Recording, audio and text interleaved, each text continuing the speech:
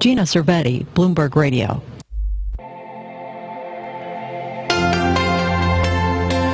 Well, if you're a good person with bad credit, you need to check out the folks at Guaranteed Discount Chevrolet. If you're one of those hardworking folks who's been struggling financially, this is the good break you need. So what they can do is they can help you rebuild your credit and at the same time help you get to work. Guarantee believes in people that are good who just happen to have bad credit. The program is specially designed to help people who've had a hard time because of taxes, medical bills, maybe student loans or other financial setbacks. And they can get you into a quality, safe, reliable vehicle in 48 hours or less. And they believe that they can help you get back on the road. So give them a call, 541-998-2333. That's 541-998-2333. Robert Sloan helps get you the loan from Guaranteed Discount Chevrolet and the Good People with Bad Credit program. The Wake Up Call with Holloway in London on News Radio 1120 KPNW. All right, welcome to a busy Thursday. Bunch of stuff going on, and it, you know what?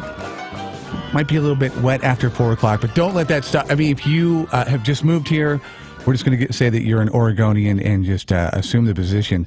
Get out and enjoy a thirsty Thursday. Sam's on Wilson. Going to be out there what time? 4 to 7 o'clock. 4 to 7. 4 to 7. 4 to 7. And dress code? Dress code is basically whatever you want, as long as you're essentially covering stuff that needs to be covered. And if they do come up and say hi, how should they address you?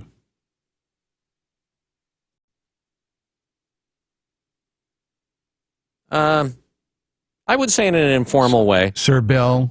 Nah. Or, well, Your radio excellency? You could refer to me as Humble Bill the Great. All right. Okay.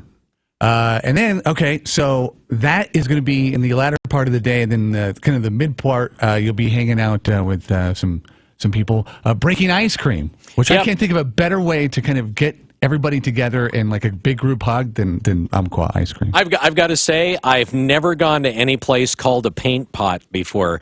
We're going to Tommy's Paint Pot. I love that. What a great name. Virgil was nice enough to send in an email, and so we're going out to Tommy's Paint Pot. Yeah, I don't think I've heard of that business there. I guess they're like a Sherwin-Williams distributor. Oh, so it's paint. Yeah. Okay. Yeah, Tommy's Paint Pot.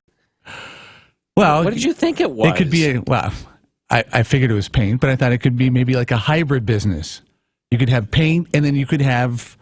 What, marijuana? 420, yeah. Tommy's Paint Pot? Okay, so you're doing a hyphenated thing. Don't think too much about it. Yeah, Just think about the ice cream and the caramel cone that is coming to Tommy's. Yeah, we had a good number of folk want to be nominated or want to win.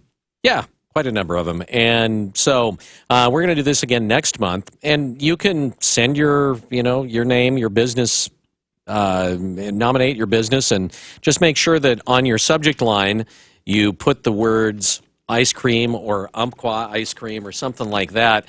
And when you do that, then it makes it easier for me to find those in the emails and get them all separated out and keep a pile of them.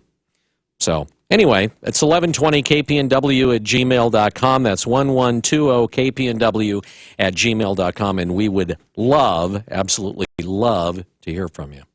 Okay, what I'd like to do now is call an audible, because we've been we've been qualifying people all week to get this huge Cuthbert season pass. Nice. I don't know that we've done it in the Sixer yet. So why don't we get a qualifier here? Now here's the qualifier. You can qualify if, in the back of your mind, you know that if you were the big grand prize winner, every ticket would go to use. Not to say that you have to go to every show. I mean, if you're, not a slightly stupid fan, make sure you find somebody and make sure that the tickets don't go to waste. Because I'll tell you what, Cuthbert is a great place to be on a late afternoon, evening, heading into the darker hours. It is a gorgeous place. Go out there, have some dinner, listen out there on the grass and the lawn, we'll say, and listen to some great music. So if you would like to be a qualifier right now, 541-485-KPNW. Wake up call. Who is this? Hey, this is Jason. Jason. Haven't talked to you in a while. How are you? I'm doing great. Just out of curiosity, what was the last show you saw at the Cuthbert? I want to say, I think it was the guy that, I can think of his music, I can't think of his name, did Top Gun, the music from Top Gun. Kenny Loggins? Yeah. Okay. That was a couple of years ago, wasn't it? Might have been. Yeah. So it's a while. And how I the last time I saw him was at a winery in Santa Cruz. He's actually, I mean, just throw him a guitar and he's extremely talented. I don't think he did Top Gun or Footloose, but we got a great lineup coming up this, and let's see. Yeah, no Kenny, but we got Lyle Lovett. We've got Mavis Staples, Bob Dylan. Got a good lineup. So, Jason, we're pulling for you when we do the grand prize drawing, okay? Boy, that'd be great. I'd really appreciate it. And where in the community are you right now? Right now, I'm at Green Hill and Fisher Road. So you're driving with your hands-free device, right? I am. I've got my Bluetooth. Excellent. Of course he is. He's a trained professional. And how's traffic at 6:35? I just got passed. You just got passed? Just got passed. Okay. Guy just went by me, zipping by me. Jason, I'm in the garbage truck. I can only go so fast. Right. Yeah. Don't go too fast. We need every 15 of our listeners. Yeah. Hey, on one sec, Jason, we need some information from you, but good luck and hang on. 6:36, talking about cell phone breaches coming up next on 1120 KPNW. It's radio you can watch. The Wake Up Call with live video streaming from the Widmer Brothers studio every weekday morning from 6 a.m. to 9. Go to KPNW.com and click on the Wake Up Call streaming banner. The Wake Up Call and Widmer Brothers, the local guys. KPNW is celebrating the upcoming concert series at the Cuthbert Amphitheater by giving away a season pass for two. One lucky listener will get a pair of tickets to every Cuthbert Amphitheater show. Keep listening to KPNW for your chance to qualify for a season pass for two to the Cuthbert Amphitheater Concert Series 2016. It's opening day, and we're kicking it off in Junction City. This is Shannon Mill, and you're invited to celebrate the start of summer camping season. Test drive any car, truck, or RV, and you'll get a half-price fishing license. This weekend, enjoy a free barbecue lunch with all the fixins. Get behind the wheel and learn to drive and park a motorhome, trailer, or fifth wheel at our free driving school. Guarantee's Travel Center is packed with 11,000 square feet of everything you need to hit the road this summer. Tour a massive selection of over 750 motorhomes, trailers, and fifth wheels, all at RV show prices. We have over 200 hard-to-find cars, trucks, and SUVs, perfect for your summer road trips. And you'll never pay any additional dealer markup on every new vehicle on our 3 giant lots. Learn more about opening day and half-price fishing licenses at Guarantee.com. We hope to see you at Guarantee's opening day celebration, just 5 minutes north of the Eugene Airport in Junction City. We don't just sell fun, we guarantee it. In business, risks and rewards come with every decision, like moving to the cloud with Office 365. While its benefits include anywhere access and lower costs, cyber threats and user errors can quickly wipe out data and the money you save. Barracuda Essentials for Office 365 provide an added layer of security and functionality for threat protection, email migration, data recovery, and quality of service. Move securely to Office 365. Visit barracuda.com/essentials to learn more. This is an announcement for all people who want to take a risk-free challenge to whiten their teeth in 5 minutes using using clinically proven power swabs. This risk-free challenge is for people whose smile has been yellowed by coffee, tea, or smoking. It's so effective, we challenge you to try it for 5 minutes to see how white your smile could be. If lines are busy, try again. Dial 1-800-663-1719. That's 1-800-663-1719. 1-800-663-1719. Welcome back to The Cat Show. Up next, we have Nico. Nico is a member of the Shelter Pet Group. That's right. A group known especially for their sunspot sleeping, ball chasing, leg rubbing, and of course, companionship. Just look how she struts. It's like she owns the place. And see how she curls up and cuddles her person.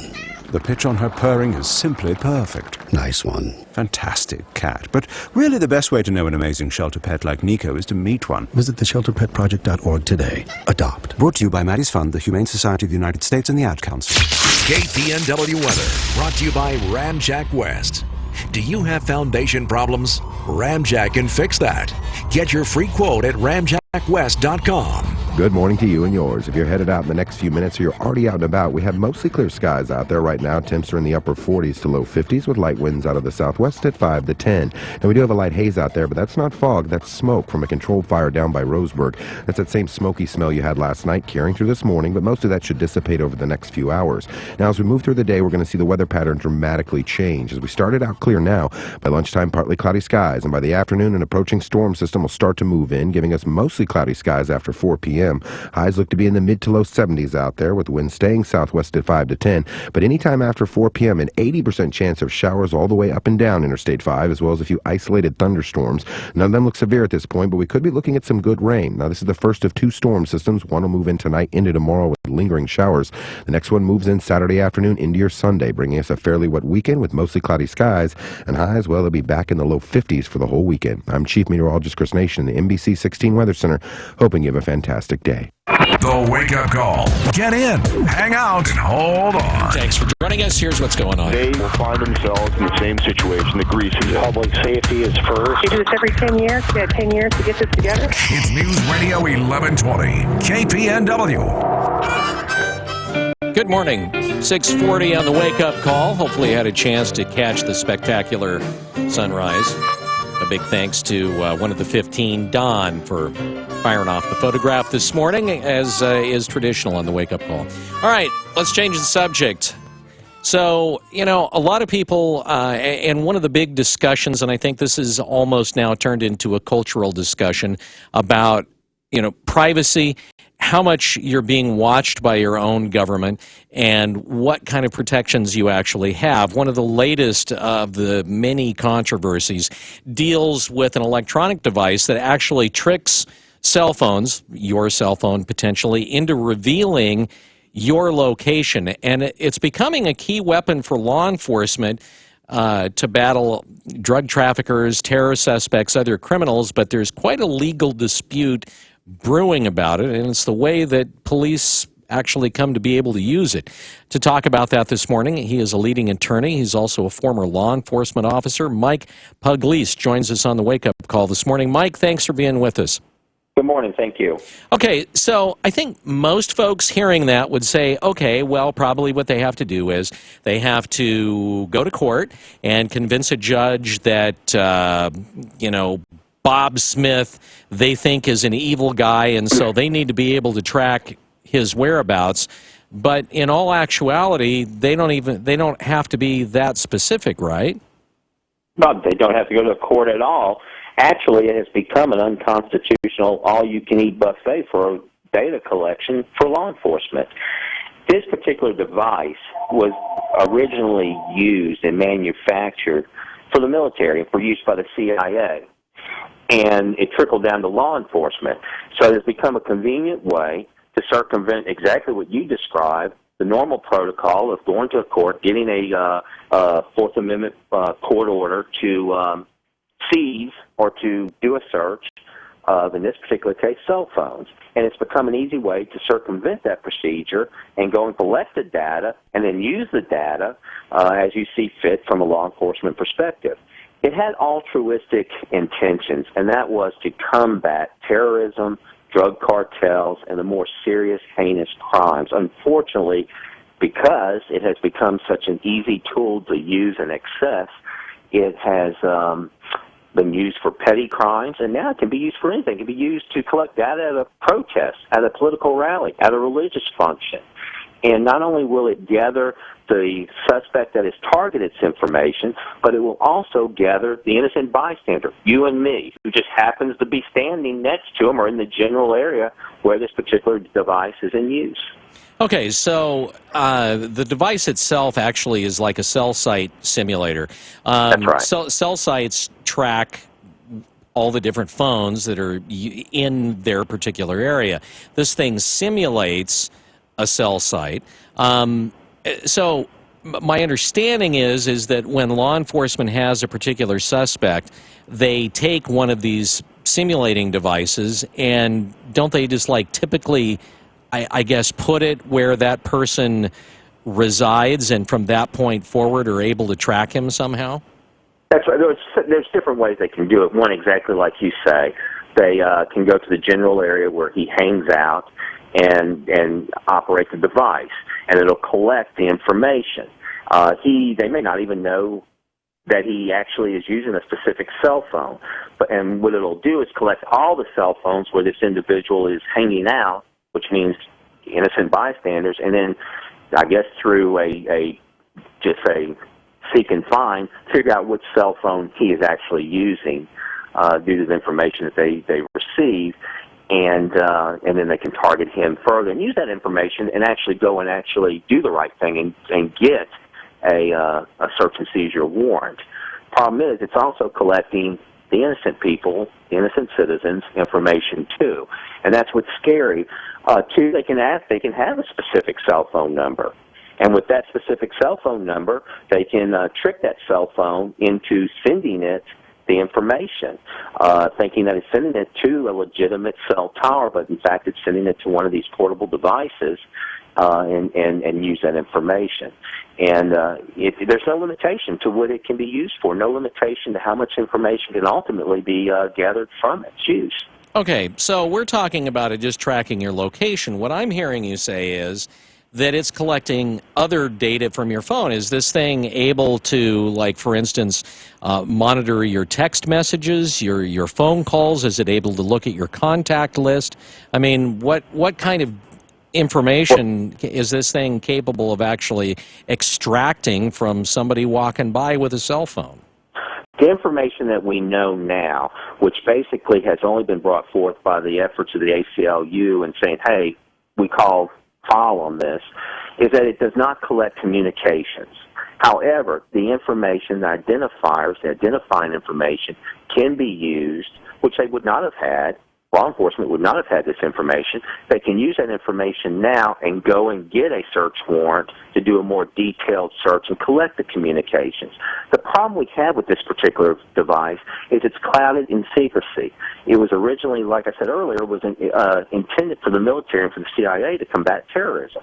But now it has trickled down into law enforcement. One of the problems that we see is not many judges even know of its use. Therefore, not many criminal defense attorneys know of its use, so they can inquire more about this information-gathering device.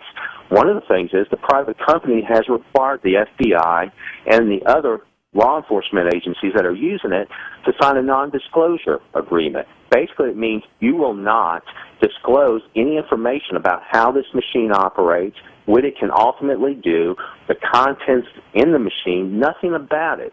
So what you see is usually where it has been tracked, where it has been used in law enforcement cases. You usually see that followed by a non-prosecution. They just drop the charges because they don't want to disclose this information. But one of the reasons they don't want to disclose it is they don't want the criminal to get the upper hand in coming up with a countermeasure to make this particular machine obsolete. It's an expensive machine. It costs in the neighborhood of $400,000. So obviously it's very profitable for the company to keep this around as long as it can, but with the rapid pace of technology, ultimately there'll be a countermeasure, which leads us to another problem. You can't depend on the laws to catch up with technology, to put parameters to protect the average citizen from law enforcement's use of this. I'm not against law enforcement doing their job. I'm a former police officer, for God's sakes, and we want to protect our citizens. However, I do believe in the fabric of the Constitution of the United States, and there is a thing called the Fourth Amendment, and out of fear, we don't want to just discard that. And that does not make us unique as a country. Are we past the point, really, of being able to truly say that we have any kind of right to privacy in this country at all? You know what? With technology, the way it has gotten, and it's a truly remarkable convenience for us all, and we don't want to do away with convenience. We've gotten used to it. We have to live where we're looking over our shoulder and being very guarded on information that we put out. We not only see it with regards to this device, we love posting everything about ourselves, about our lives on Facebook. And we need to be guarded. We have to be careful. Nothing we put out on the airwaves should be considered as protected, guarded, or in any way restricted. It's out there. It remains out there. Just because we hit delete on our phones doesn't mean that it's not stored somewhere. And in getting back to this device called the Stingray device, just the name is intimidating, we don't even know we're being monitored. We don't know what information is being gathered from our use of our cell phone that is being gathered up by this particular device. And are there other devices we don't know about? This just came to light because of the ACLU bringing it to light. And like I said, most judges don't even know that it's being used. Mike Pugley is joining us on the Wake Up Call. Are police organizations, if asked, if, for instance, if I were to file a public records request with our local police department here, are they required to essentially, if queried, say if they have this particular device and are using it? That's a good question, and that is what the ACLU is bringing forth. Because the private company has required law enforcement to sign non-disclosure agreements, they're saying that circumvents the open records request or the FOIA request. And that's a problem. And the courts ultimately will have to rule on that. But then again, by the time litigation is a slow process, by the time this reaches the highest court in the land, it'll become an obsolete device. In other words, there'll be another device out there that makes this a moot issue. And so our laws are not going to catch up with the rapid pace of technology. All right. Mike, we appreciate you joining us on the Wake Up Call this morning, and have a great rest of your day. Thank you so much. All right. Bye-bye.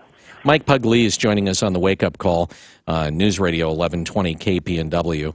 And it goes back, I keep focusing on this because when I heard it a few weeks ago, it struck such a chord. You know, he said anything that you have on your phone, anytime you hit send, etc., that data, that information is stored somewhere.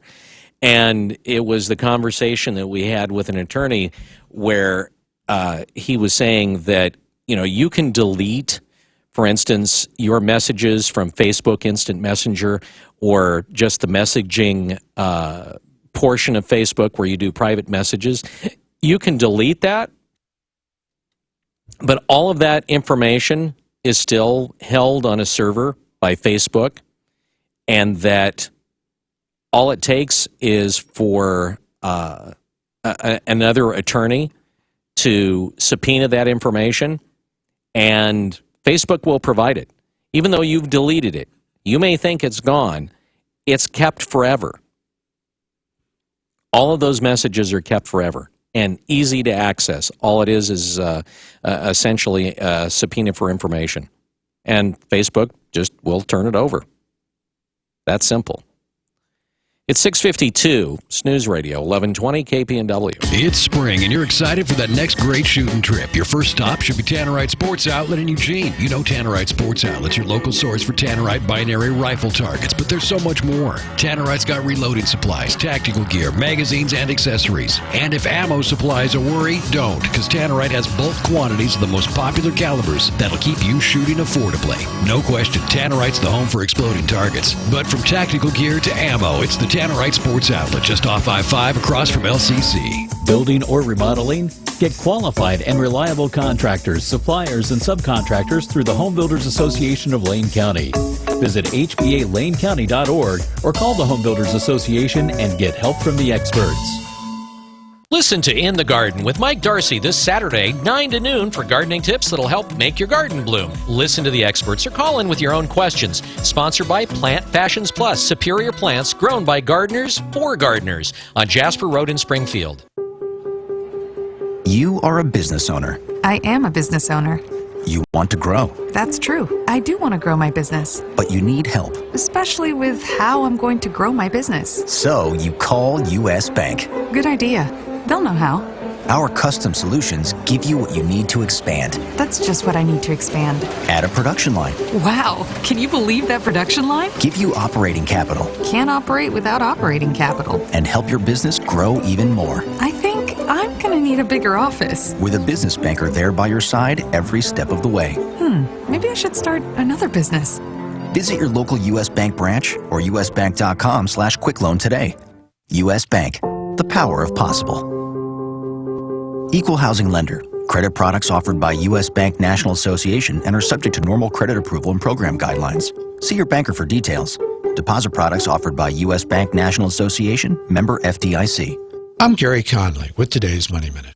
Recently I told you that even though Mexico is the 11th largest economy in the world, it's extremely vulnerable to what happens north of the border.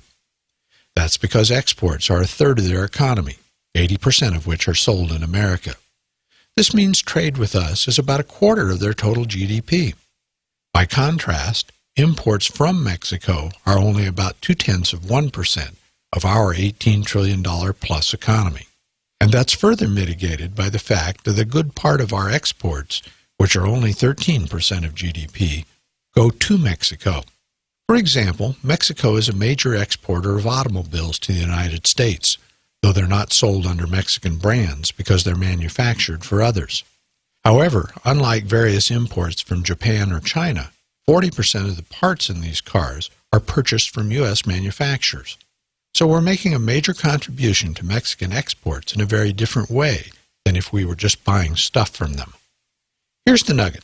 The fact that their country is so dependent on us does and should make thoughtful Mexicans more than a little uncomfortable.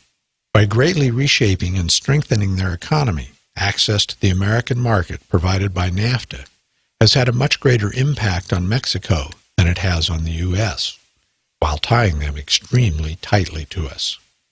I'm Gary Conley, and that's today's Money Minute. Do you have 30 minutes a week to make a difference in the life of a Eugene middle school student? Middle school can be challenging. Some students feel isolated. Many students come from low-income families, making it harder to fit in at school.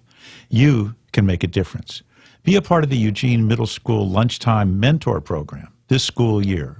Visit 4j.lane.edu/volunteers for more information. Kids are waiting. The Bloomberg Market Report, sponsored by Pacific Continental Bank, serving your business and community in Eugene for over 40 years.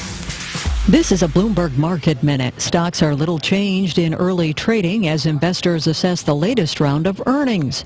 Shares of General Motors are up about 3% after the car maker's earnings blew past estimates on strength in all of its global regions, especially in North America. Verizon beat estimates, but the shares are slipping this morning. The wireless carrier said that it sees pressure on this quarter's earnings. Later today, we hear from Starbucks, Google parent Alphabet, and Visa, among other companies. Right now, the Dow is down 37 points at 18,059. The S&P 500 is lower by 3, or about 0.1% at 2099. And the NASDAQ is down 2 at 49.45. Crude oil has resumed its slide, lower by almost 2% now at $43.37 a barrel. Meanwhile, the European Central Bank today left its interest rates at record lows and kept the size of its bond buying program unchanged. Gina Cervetti, Bloomberg Radio. More companies than ever are producing original content for TV, including Amazon. Back in 2014, they developed a TV series called Transparent. In the first season, the family patriarch revealed his secret. He's transgender. It was built around that. Now, I'll bet most of you didn't even know this show existed, let alone watch it, and it probably would remain obscure if not for a news item this week. Now, apparently the cast and crew of Transparent are mad. They're up in arms over working conditions because management decided to change both restrooms on the set to gender neutral. These are not single occupancy bathrooms. Many people at once can use them. And now they're open to everybody. Doesn't matter what your gender. So it's a victory for humanity, they say. See, if a woman is using the facility, nothing stops a man or men from joining her. And women can walk in on men doing their business. If you're not sure of your gender, not a problem. If you're transgendered, those who claim to be, welcome to go right in and go, no matter who's using the facilities. Now, news reports say the crew, especially women, don't like this. But they're afraid to say anything. They're afraid of being called transphobic, and they won't voice their complaints. And this is how the left wins. They bully and intimidate, and obvious right and wrong get obscured because the bullies succeed in scaring the heck out of the normal.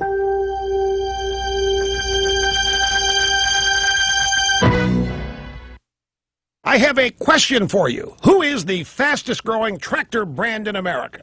If you guessed Mahindra tractors, my good friends, you are absolutely right. Mahindra also has an amazing 97% customer satisfaction rating.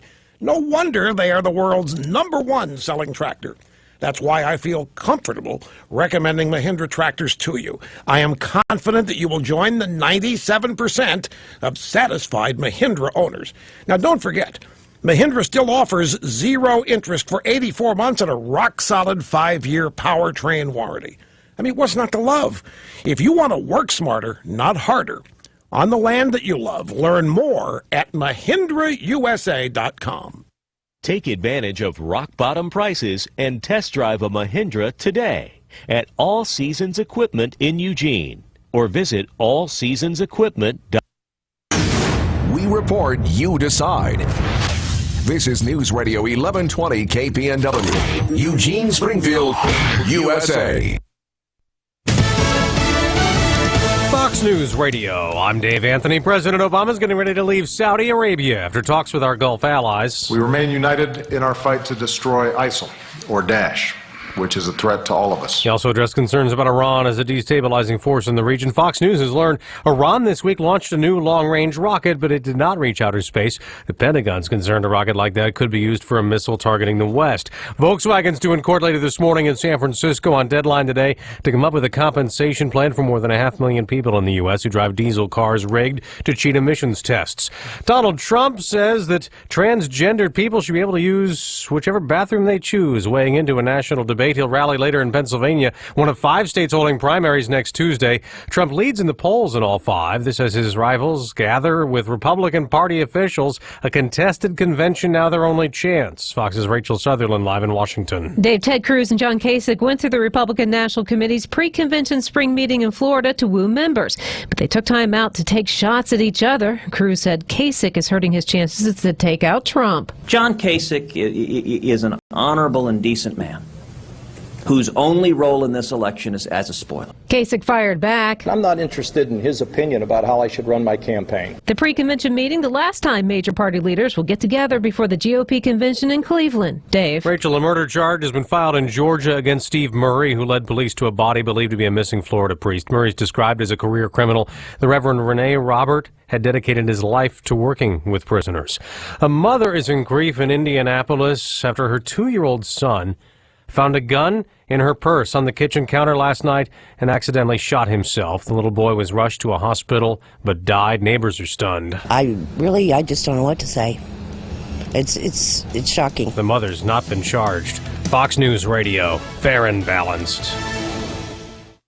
How would you like to make up to $20,000 a month flipping houses with no risk? Hi, my name is Nick Vertucci, and over the last 2 years, my elite team of house flippers have flipped over 800 properties by using my 3-step flipping system that guarantees quick profits. And this year, we plan to double it. I'm growing my team in your area, and I'm looking for help. I have more cash available than deals right now, so I need you. All interested candidates, call now and take an inside peek of my flipping system. I'll rush you out out a free copy of my Fortunes and Flipping CD kit that will show you how easy it is to get in, get out, and get paid immediately flipping houses if you come join my team. Call 1-800-449-3149 now to get your free flipping kit. Call 800-449-3149 and you'll also get free tickets to a training workshop. That includes a free meal, a smartphone watch, and a USB flash drive loaded with Nick's powerful information as free gifts just for attending. Call 800-449-3149. That's 800-449-3149. Call now. Stocks are down a little on Wall Street. Fox Business Network's Nicole Petalides live at the New York Stock Exchange. So right now, Dave, we're seeing the Dow Jones Industrial Average down 35 points. We've seen a little bit of back and forth action, still holding the 18,000 mark, 18,061 to be precise. The Nasdaq down 10, the S&P 500 down 4. We're seeing Travelers, Coca-Cola, Verizon under pressure. American Express, IBM, and Boeing lead. Healthcare and consumer stocks are doing well as technology. New high for Sherwin-Williams. The paint maker came out with better numbers. Under Armour up 6%, good profit there. General Motors beat the street with its quarterly report. That's up 2%. Mattel's the big loser. Sales slump for the Barbie parent, down 7.5%. Dave. Nicole, thank you. Unemployment lines remain short. First-time jobless claims fell to 247,000 last week, the fewest in more than 42 years. The price of oil today is down about $0.50 after surging over $44 a barrel yesterday. Gas is up slightly. Today's AAA national average for regular is a bit over $2.11 a gallon. Curt Schilling's been called out. ESPN firing the former Red Sox star pitcher turned outspoken baseball analyst. Schilling, whose pitching arm helped bring a World Series title to Boston, was let go after a post critical of laws in some states defining transgender rights and access. He called statutes in states like North Carolina that restrict bathroom access according to birth gender pathetic. In a statement, ESPN management called their company inclusive and said Schilling's comments were unacceptable. Schilling's words have ruffled feathers at ESPN before, earning him a suspension last year for comparing Muslim extremists to Nazis. In a blog post, Schilling explained his candor, saying, "I'm loud and I talk too much." Gernal Scott, Fox News. In the NBA playoffs, Cleveland, the LA Clippers, and Miami all won easily at home. All three teams now have 2-0 series leads. I'm Dave Anthony, Fox News Radio.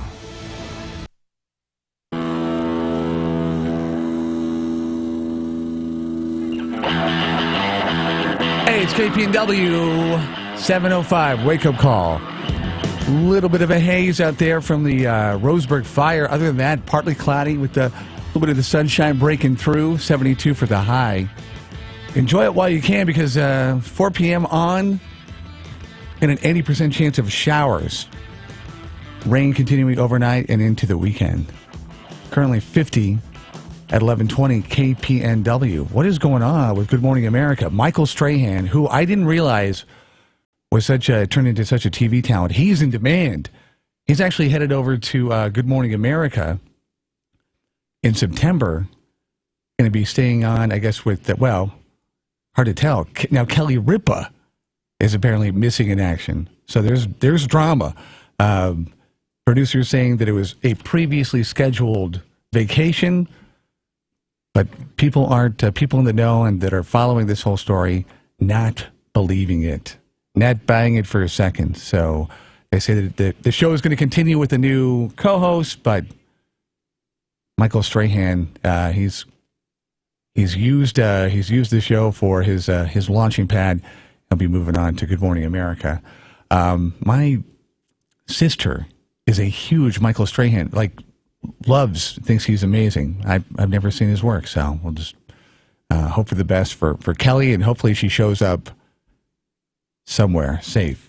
Okay, coming up, we're going to talk about a show on the Smithsonian Channel called Sports Detectives. Pretty interesting. We'll talk with one of the hosts coming up. Before that, in fact, 2 minutes away from news with these stories. Yeah, we'll take a look at a meeting last night with residents living near Emerald Park. We'll follow that up as well with that smoke that you may still be seeing out there a little bit this morning and where it's coming from. We'll have the details there. In the state of Oregon, at least in terms of jobs creation, did a pretty good job over the winter. We'll tell you what the details there are. And again, following up on a story dealing with the Hanford Nuclear Reservation and a tank that's sprung a leak. Those stories and more are brought to you by Burrito Amigos, the friendly ones on KPNW. News time 7:07. Burrito Amigos salutes the letter T. In English, T usually denotes the voiceless alveolar plosive, as in the words tap and tame, or taco, torta, and tostada, which really aren't English words, but if you're going to use examples, they should be delicious. And if they start with a T and they come from Burrito Amigos, well, they are. Now you can have your tortas, tacos, and tostadas with chicken, shredded beef, carne asada made with certified Black Angus, or adobada, an amazing, spicy, tasty grilled pork. And none of those selections have the letter T, but Carnitas does. So if you're a voiceless alveolar plosive purist, then you'll enjoy that in your Burrito Amigos torta, taco, and tostada. In case you're wondering, a torta is sort of a grilled sandwich made on torta bread. Tamales and taquitos are also delicious Burrito Amigos T words. So is tofu, which some people want in their burritos from Burrito Amigos. Burrito Amigos, they didn't invent the letter T, they just made examples using it more delicious. Burrito Amigos, the friendly ones, working their way through the alphabet, one tasty treat at a time. For the all-new John Deere riding mowers, tractors, and side-by-sides, think Ramsey Waite. Make tracks to Ramsey Waite for John Deere lawn tractors and zero-turn mowers. There's nothing like a John Deere Gator utility vehicle. From hardworking and trail-ready to the ultimate in work capability. Get into a Gator now at Ramsey Waite. Don't just dream about it, wait for it! Ramsey Waite. Open Monday through Saturday. Franklin Boulevard, Glenwood. Online at RamseyWaite.com. Hi, Mike here with some info on West Eugene.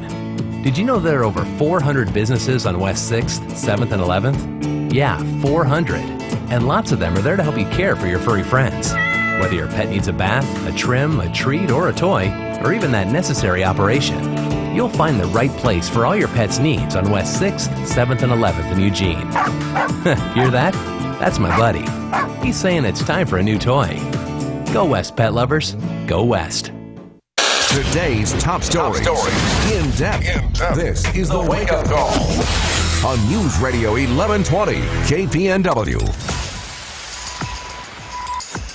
Good morning. This look at the news brought to you by Burrito Amigos, the friendly ones, featuring great breakfast burritos and fresh brewed locally roasted coffee for a tasty start to your morning. Here's what's going on.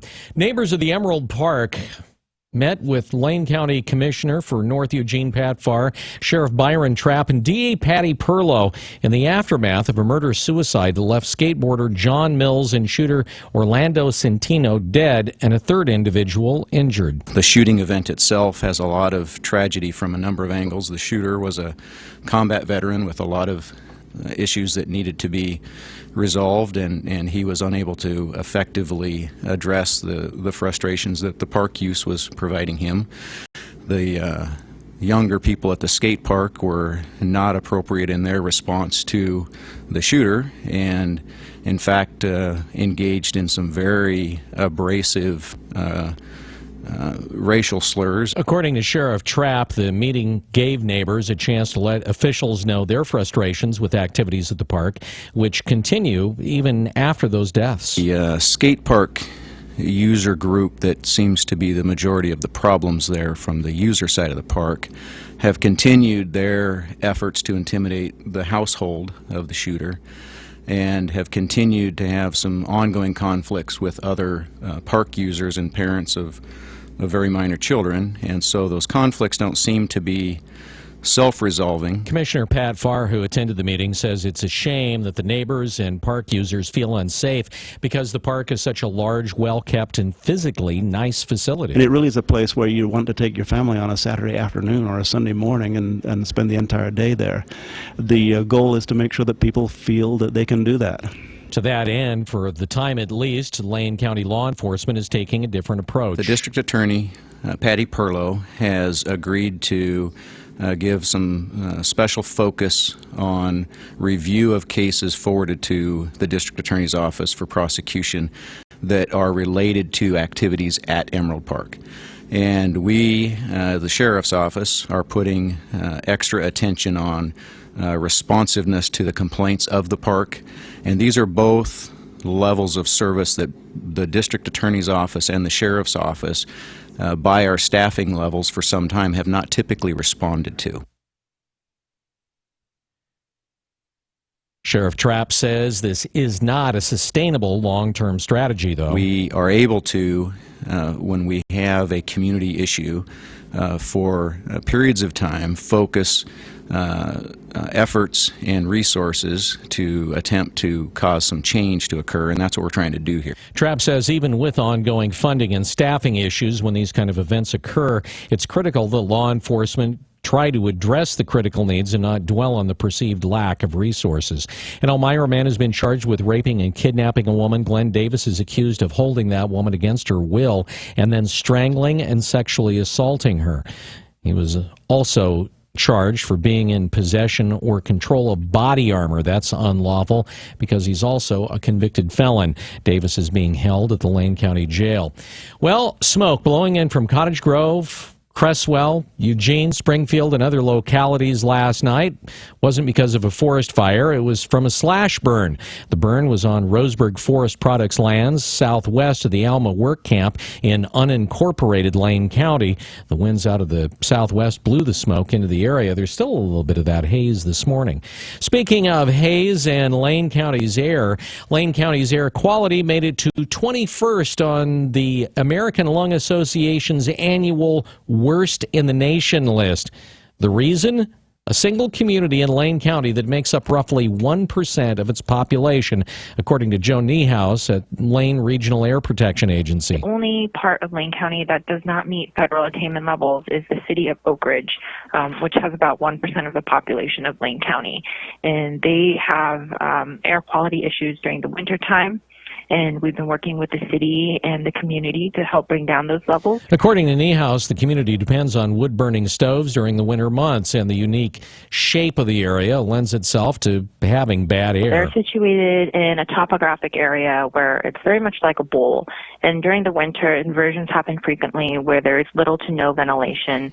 Niehaus pointed out that the American Lung Association list is helpful, but it doesn't reflect the size of the county.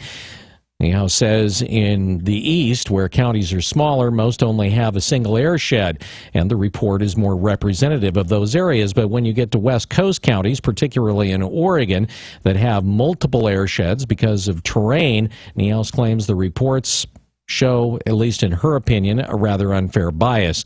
Oregon medical marijuana dispensaries started collecting a 25% tax on recreational pot sales this year, and Brad Ford says the marijuana tax numbers came in on National Weed Day. So far, nearly $7 million have been collected in marijuana sales taxes. Joy Krasick with the Oregon Department of Revenue says they're satisfied with how the process is working and are educating newer dispensaries on what the requirements are. People have been really cooperative and really understanding that it's a learning process for everyone involved. The department's reminding dispensaries that their first quarter pot tax returns must be postmarked by May 2nd. Krasick says they have a couple of options. Making an appointment to come in and make their payment, or they can mail us a check or money order. Appointments are required for cash payments from marijuana dispensaries. Brad Ford, KPNW. One of the men facing charges for participating in the winter takeover of the Malheur National Wildlife Refuge has turned himself in to Southern Utah Police. Iron County Sheriff's Office Lieutenant Del Schlosser says that he doesn't know if Travis Levi Cox is going to be transferred back to Oregon from a Southern Utah jail. He was taken into custody by the Iron County Sheriff's Office last week. He's one of 26 people that federal prosecutors charged with participating in the 41-day occupation of the National Wildlife Refuge in a protest over national land policy. Messages left with Cox's attorneys haven't been returned. During a hearing in St. George last week, Cox requested that he be returned to Oregon. Well, a controversy between state government and the Coquel Indian tribe is getting louder. Last week, Governor Kate Brown sent a letter to the Department of Interior Bureau of Indian Affairs asking them to block the Coquel tribe the ability to open a small Class II casino in Medford. Brown said in the letter she believed the expansion of casinos in Oregon would be, in her words, to the detriment of the public welfare. Well, Tuesday, the tribe lashed back at Brown, and in particular the Oregon Lottery. That's because of a new ad that shows Lewis and Clark standing in the wilderness discovering a native video lottery terminal. I think paired with the state's discriminatory policy and the statement of really trying to stifle Indian gaming in Oregon, it came to us as offensive. Coquille Tribal Chair Brenda Mead said the tribe sent a letter to Lottery Director Jack Roberts stating that the state should end the hypocrisy of opposing tribal gaming opportunities while promoting its own booming lottery business. We're looking to just have conversations about the growth of Oregon Lottery and why they're seeking to block economic opportunities for tribes. Mead says the money from the casino would be used to fund tribal education, health care, and meals for seniors. And beyond that, it would bring over 200 new jobs to that area.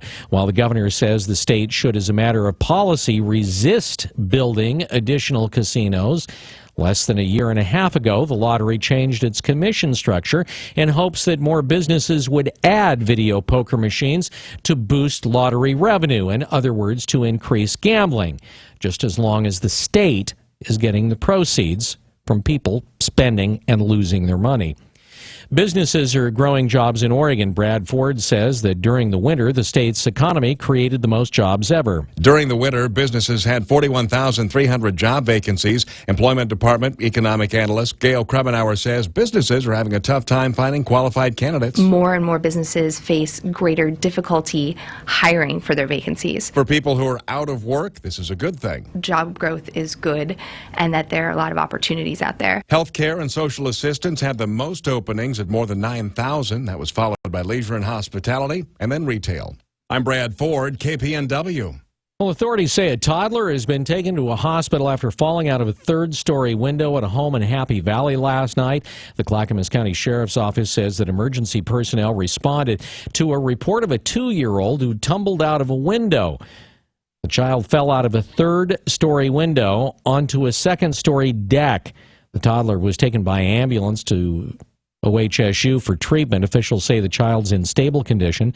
The sheriff's office says that a 5-year-old also fell out of that window and sustained very minor injuries before the toddler fell. Authorities say both falls were accidental.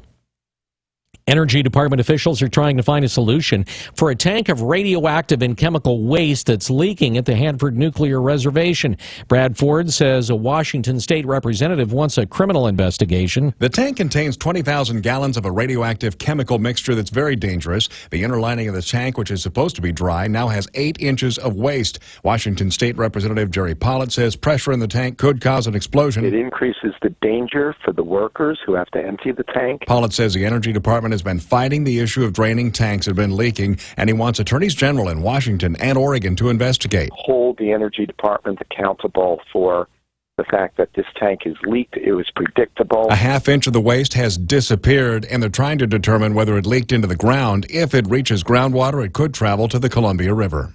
Brad Ford, KPNW. It's 7:20. This look at the news brought to you by Burrito Amigos, the friendly ones. You're up to date from KPNW. Wake Up Call Sports on News Radio 1120 KPNW. With the game in check last night, the LA Clippers turned the game over to the reserves, and the results the same. Clippers throttled the Portland Trailblazers in Game 2, 102-81. When he did play, Clipper Chris Paul effective, scoring 25. Portland now heads home to the Moda, down 2-0 with the next 2 games in Portland. Miami Heat are frolicking through their playoff series with the Charlotte Hornets. Game 2 saw the Heat win 115-103. Cleveland Cavaliers and the Detroit Pistons, all Cleveland last night with the Cavs on a 3-point frenzy. 20 shots from beyond the arc. They took 38 of them. By the way, 20 is an NBA or ties an NBA playoff record. They go on to win 107-90. Over Detroit. NFL draft will kick off a week from today. The Cleveland Browns will not have the second pick. They've traded it. And the fourth round pick in 2017 to the Philadelphia Eagles for a slew of picks in this year's draft, next year's, and the year after that. That means the 2 quarterbacks that are taken first and second could potentially be trivia question answers in 2 to 3 years. Talk about amazing. Many possible prognoses for Oregon tight end Pharaoh Brown when he went down with that horrific leg injury in 2014. Most of them, almost all of them, not good. Fast forward to Spring Camp 2016, and it's both relieving and shocking to see Pharaoh looking like the player of old during drills.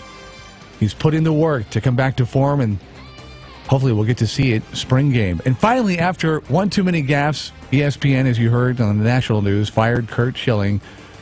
Curt Schilling gone after a posting on social media targeting transgender people. Wake Up Call Sports brought to you by Max Muscle, where you can get a free nutrition consultation from a certified nutritionist on Franklin across from Market of Choice. News time, 7:22. KPNW weather brought to you by Ramjack West. Do you have foundation problems? Ramjack can fix that. Get your free quote at ramjackwest.com. Good morning to you and yours. If you're headed out in the next few minutes or you're already out and about, we have mostly clear skies out there right now. Temps are in the upper 40s to low 50s with light winds out of the southwest at 5 to 10. Now, we do have a light haze out there, but that's not fog. That's smoke from a controlled fire down by Roseburg. That's that same smoky smell you had last night carrying through this morning, but most of that should dissipate over the next few hours. Now, as we move through the day, we're going to see the weather pattern dramatically change. As we started out clear now, by lunchtime, partly cloudy skies, and by the afternoon, an approaching storm system will start to move in, giving us mostly cloudy skies after 4 p.m. Highs look to be in the mid to low 70s out there, with winds staying southwest at 5 to 10. But anytime after 4 p.m., an 80% chance of showers all the way up and down Interstate 5, as well as a few isolated thunderstorms. None of them look severe at this point, but we could be looking at some good rain. Now, this is the first of two storm systems. One will move in tonight into tomorrow with lingering showers. The next one moves in Saturday afternoon into your Sunday, bringing us a fairly wet weekend with mostly cloudy skies, and highs, well, they'll be back in the low 50s for the whole weekend. I'm Chief Meteorologist Chris Nation in the NBC 16 Weather Center, hoping you have a fantastic day. This winter, we received more rainfall than in the past 75 years. Severe weather could cause damage to your home's foundation. Ramjack can fix that. Get your free in-home evaluation at ramjackwest.com. CCB 146906. Hi, everybody. This is Don Essig with today's Motivational Minute, sponsored by Eugene's #1 electrical contractor, Builders Electric. The people who work in the wonderful world of Walt Disney have some great titles that also fit some of us in our personal lives.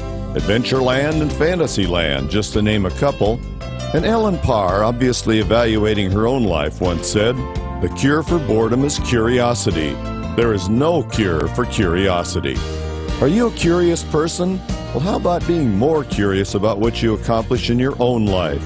Take a look today at your own personal adventure or fantasy land. I'll bet you cure that boredom in a hurry. So be curious. This is Don Essig with today's Motivational Minute. I'll be back tomorrow. Until then, have a positive day. This Motivational Minute was brought to you by Builders Electric, providing honest, reliable, and positive contracting throughout the Willamette Valley since 1960. That's Builders Electric, CCB number 4296. I'm Jeremy. And I'm Chris with Home Comfort. When we say the one to call, the one means no matter what the problem. From security lighting, generator systems, panel changeouts, service upgrades, with technicians available 24/7. Or HVAC, from routine cleanings to breakdowns. Home Comfort's an independent American Standard heating and air conditioning dealer. So our highly skilled technicians will ready your house for any season. Make one call to 541-345-2838. Home Comfort, the one to call. I'm not a bodybuilder. I am not an athlete. I'm not into health clubs. I do not eat junk food. I am not a young man anymore. I am exercising daily. I am feeling great. I am loving life. I am Max Muscle. Max Muscle Sports Nutrition, Franklin Boulevard, Eugene. Not your typical wheezy morning news show. The Wake Up Call with Holloway in London. On News Radio 1120, KPNW. So, I've got word that one of the most precious artifacts in sports history may be missing. Really? Are you a hockey fan? Oh yeah, love hockey. So what does the name Jim Craig mean to you? Miracle on Ice, goaltender, the victory over the Soviets. You may have seen the iconic picture of Jim Craig after that gold medal game draped in a flag. Oh, sure. There's conflicting reports about that flag, meaning who has it. It was mayhem on the ice afterwards. Is anybody following that flag? What happened to that flag? A lot of questions.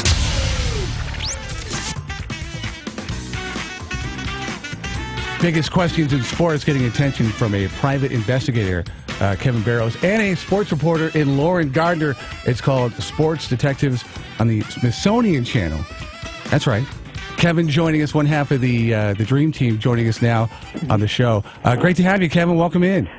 Thank you very much. Great to be here. Let's talk about your bona fides, your background before we talk about the show. Tell us about what you were doing.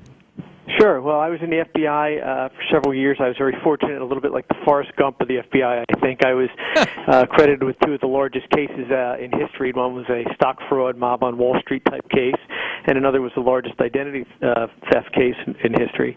And then, after leaving the FBI, I've been very fortunate in my private practice to, be involved in some really high-profile cases, a couple of which I can speak about, which are the, Deflategate. We were involved in that case, and I was also involved in, the Bernard Madoff case, helping some victims get money back and so forth.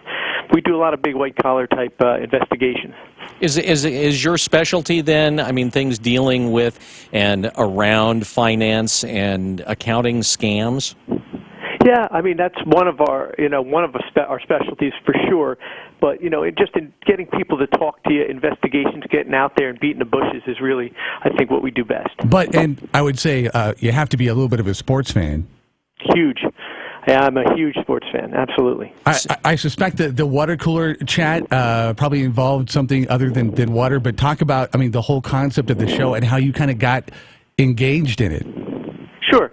The concept is that Lauren Gardner, my partner, and I sort of traveled the country looking for either missing or misidentified sports, artifacts, these iconic sports artifacts. And, the way I got engaged in it is I had done something for the same production company a couple of years ago that's on Netflix called Inside the American Mob. And I guess they saw me, and I profiled my big case when I was in the FBI. And they saw me, and somebody, fortunately for me, liked what they saw. When you talk about the very first, the core subject, the one that kind of got the Smithsonian interested, was there a core mystery or a storyline that you guys were kind of throwing about when you were kind of pitching the show? Well, I'll tell you the truth. There are a lot of them. For me personally, it's the American flag from the Miracle team from the U.S. hockey victory. To me that had a very personal. I was very personally connected to that, and I think for me it's the greatest moment in U.S. sports history. So I can't tell you what. There's something for everyone. No matter what sport you enjoy, and even if you don't enjoy a particular sport, there's sort of such a human interest side to many of these stories. I think many people find it interesting. So is it specifically then, if I'm hearing you right, specifically what you're doing is you're going out and you're looking for sports things that have been lost, or are you going to potentially, as the show grows and maybe you do more episodes, expand into just more kind of general sports mysteries?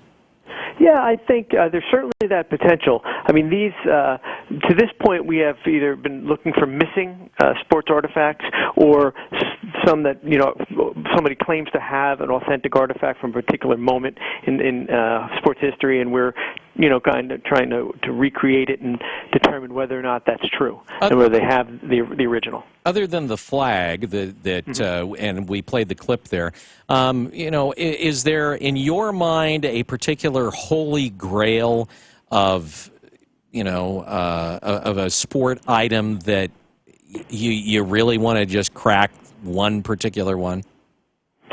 Well, it's tough to say because they're all so important to the respective sports that the question of a holy grail is a little bit difficult because, for example, I love baseball, so finding this or trying to authenticate a Lou Gehrig game-used bat from a particular era was a tremendous investigation for me. To me, that was the ultimate. But there's it depends on your sport and your love. Some people would tell you that Dale Earnhardt's first car is the holy grail. Certainly NASCAR fans would tell you that. And as a boxing fan, I have to ask, you guys apparently went to try and find Muhammad Ali's Olympic gold medal. Absolutely. And not only just to find the medal, but also to try to verify facts that surround the story. That's a story he wrote in a book called The Greatest in 1975 when he was, with the Nation of Islam. So there's always been these questions as to whether that was a fable put forth because of his beliefs and because of his affiliation with the Nation of Islam. Do you believe, okay, so you did that, and without giving away whether you found it or not, do you believe that that story was true, that he actually stood on that bridge and heaved the gold medal into the river? Do I believe it? I'm not sure. I'll be honest with you. It's hard for me to say yes or no. I think if you see the show and how the episode and what we did, perhaps if you went in with one thought in the beginning, when we're done, I think we found some facts that really may make you think twice. How many shows do you have in the can, Kevin? 6 shows. It's 6 episodes. Has been the first season, and hopefully, if things go well, we can do more in the future. You got something like Muhammad Ali, which is monumental and iconic, but I mean, some of these other shows, a little bit difficult to kind of follow the timeline and the path of the story. No, not really. They're historical investigations by their very nature are tricky, right? You're going back 40, 50, 60, maybe more years. So people are gone and evidence is gone. So you have to dig and dig, but not really. I mean, each one of the items that we looked into are really transcended their sport in a number of ways and had an impact on society in general around the country. So not really. I think they were all really, really, really interesting, compelling topics. That said, you've mentioned they go back many, many, many years, at least in 2 of those examples that we've talked about, the one being the Olympic hockey flag and the other being Muhammad Ali's gold medal. At least, in those 2 cases, many of the participants, or in the case of Muhammad Ali, one of the participants is still alive. For instance, did you or your partner Lauren reach out to Muhammad Ali to talk to him? Absolutely, and we were fortunate enough to be able to speak to family members. Unfortunately, he was unable to speak currently at all. Not necessarily to us, but was unable to participate. But not for any reason other than he wasn't able to. But I will tell you that certainly that was an important component to try to figure out if we can get it from the man himself first. Right. What about the hockey flag? How did that? I mean, because there's plenty of people there that are still alive that you could have talked to. Oh yeah, and we did. Yeah, and what happened was after that flag was draped on Jim Craig by a guy who just brought it from home and spontaneously jumped the boards in the celebration afterwards. There was mayhem on the ice, and nobody really knows what happened afterwards. And we were able to really nail that down and speak with eyewitnesses and get to the bottom of it. It could be as interesting as the initial show is when the premiere is Sunday, when some of these kind of get viewed by people out there that have facts, have knowledge, kind of a follow-up on each subject, or at least the ones that you get the follow-up emails about, the response as far as, hey, you didn't know about this. That kind of a follow-up show would be amazingly interesting. Yeah, no, I agree with you. I mean, that's, that's what happens in investigations, right? Somebody has a piece of evidence that no one knew even existed, so you never know. All right. So, I mean, we've talked about 2 of the things you looked for. I'm assuming the Lou Gehrig bat is another one. What are the other 3, storylines that you folks covered? Jim Brown's Super Bowl ring. That there was certainly a mystery surrounding that.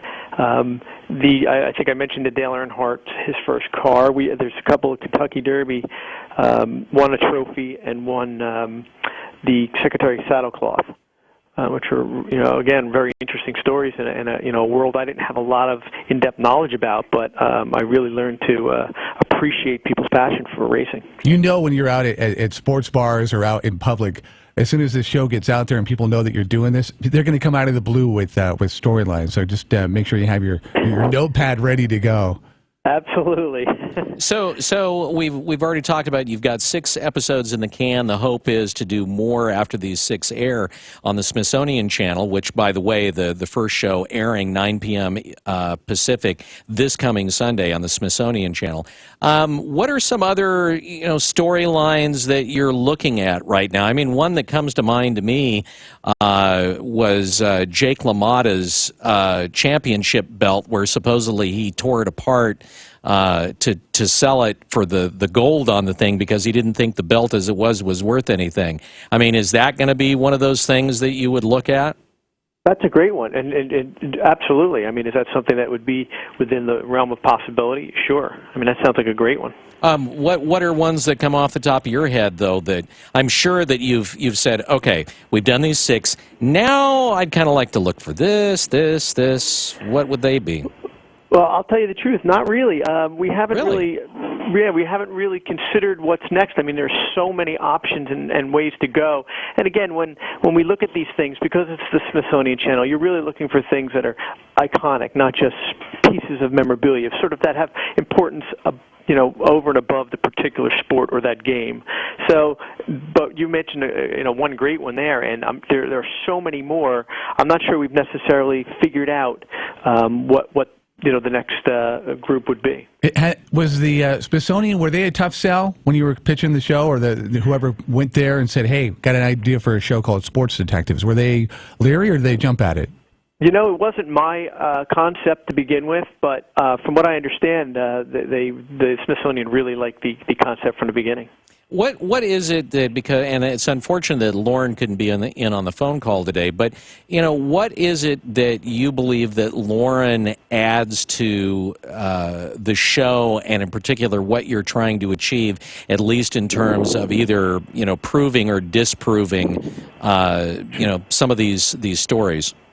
Well, we have obviously very different skill sets. We come from different places. Being a sports reporter, I think that she brings an element of comfort to people, and part of the process is getting people to want to speak with you, and it takes all types. So when you come from an investigative perspective, you approach people slightly differently. She is very good at getting people to warm to her very quickly and want to talk to her. That's a really, really good quality to have in an investigation. She brings a lot of energy and enthusiasm, and she's just as intelligent as she is, beautiful inside and out. So you're the agitator. Look, I've had the experience in doing investigations, and so that's really where my strength is, no question. So you're Mulder and she's Scully. Perhaps, I guess if you want to put it that way, sure. Yeah, okay, got it. All right, Sunday and Monday night, 10 p.m. on the Smithsonian Channel, Sports Detectives, and we got half of the host team on here. Kevin, great to have you back. It'd be kind of great. Have they indicated when you find out if it's picked up for a second season? No, they really haven't. I'm just hoping for the best. Yeah, we'll hope for the best as well, and have you back for season number 2. I thank you guys very much for having me. Well, think positively. Take care. Again, the show is Sports Detectives. Kevin Barrows, one of the hosts of the show. 7:39, 11:20 KPNW.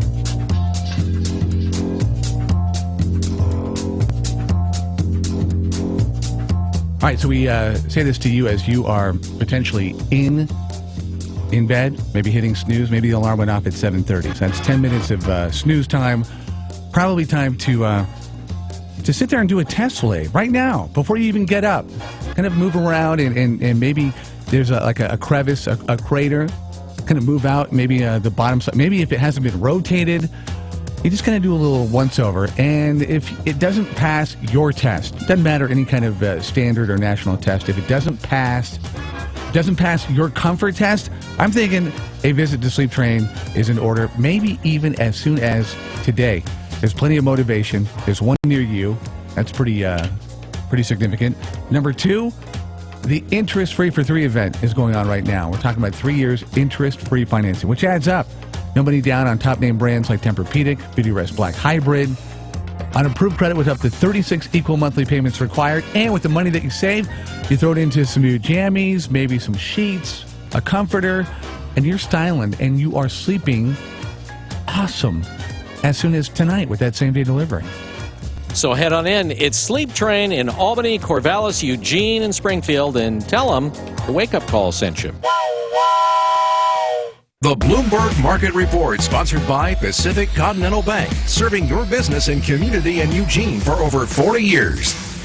This is a Bloomberg Market Minute. The S&P is backing off a 4-month high as all 3 major indexes retreat. The Dow down 39 points, the Nasdaq down 11, and the S&P off 5 points. New applications for unemployment benefits took a surprise dip last week to the lowest level since 1973. First-time claims fell by 6,000 to 247,000. Economists surveyed by Bloomberg had expected 265,000. Shares of Yum Brands are up nearly 1%. It reported quarterly results after the closing bell. The company behind Taco Bell, KFC, and Pizza Hut saw higher profit thanks to a solid recovery in its business in China, which it's planning to spin off soon. Cheap jet fuel and strong demand are helping airlines to record profits. Now Southwest is reporting first quarter results that are stronger than expected, and Southwest says it's moving up the retirement of some older Boeing 737s to no later than the third quarter of next year. I'm Adrienne Mitchell, Bloomberg Radio. Pacific Continental Bank is proud to call the Eugene Springfield area home for more than 40 years. As your local banker, partner, and neighbor, we are committed to the health and sustainability of your business and our community. We know it takes more than a loan or deposit to help you succeed. It takes people who know you, your business, and your community. Who says we can't be more than a bank? Pacific Continental Bank, the right bank. Learn more at therightbank.com. Member FDIC. Michelob Ultra is more than a superior light beer.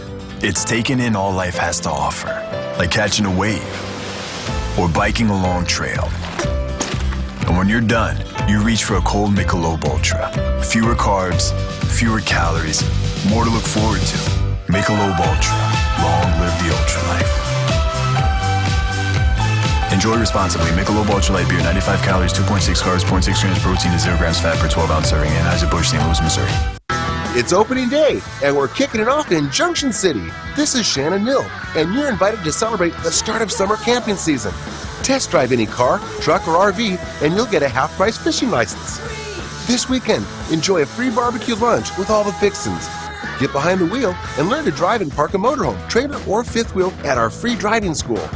Guarantees Travel Center is packed with 11,000 square feet of everything you need to hit the road this summer. Tour a massive selection of over 750 motorhomes, trailers, and fifth wheels, all at RV show prices. We have over 200 hard-to-find cars, trucks, and SUVs, perfect for your summer road trips.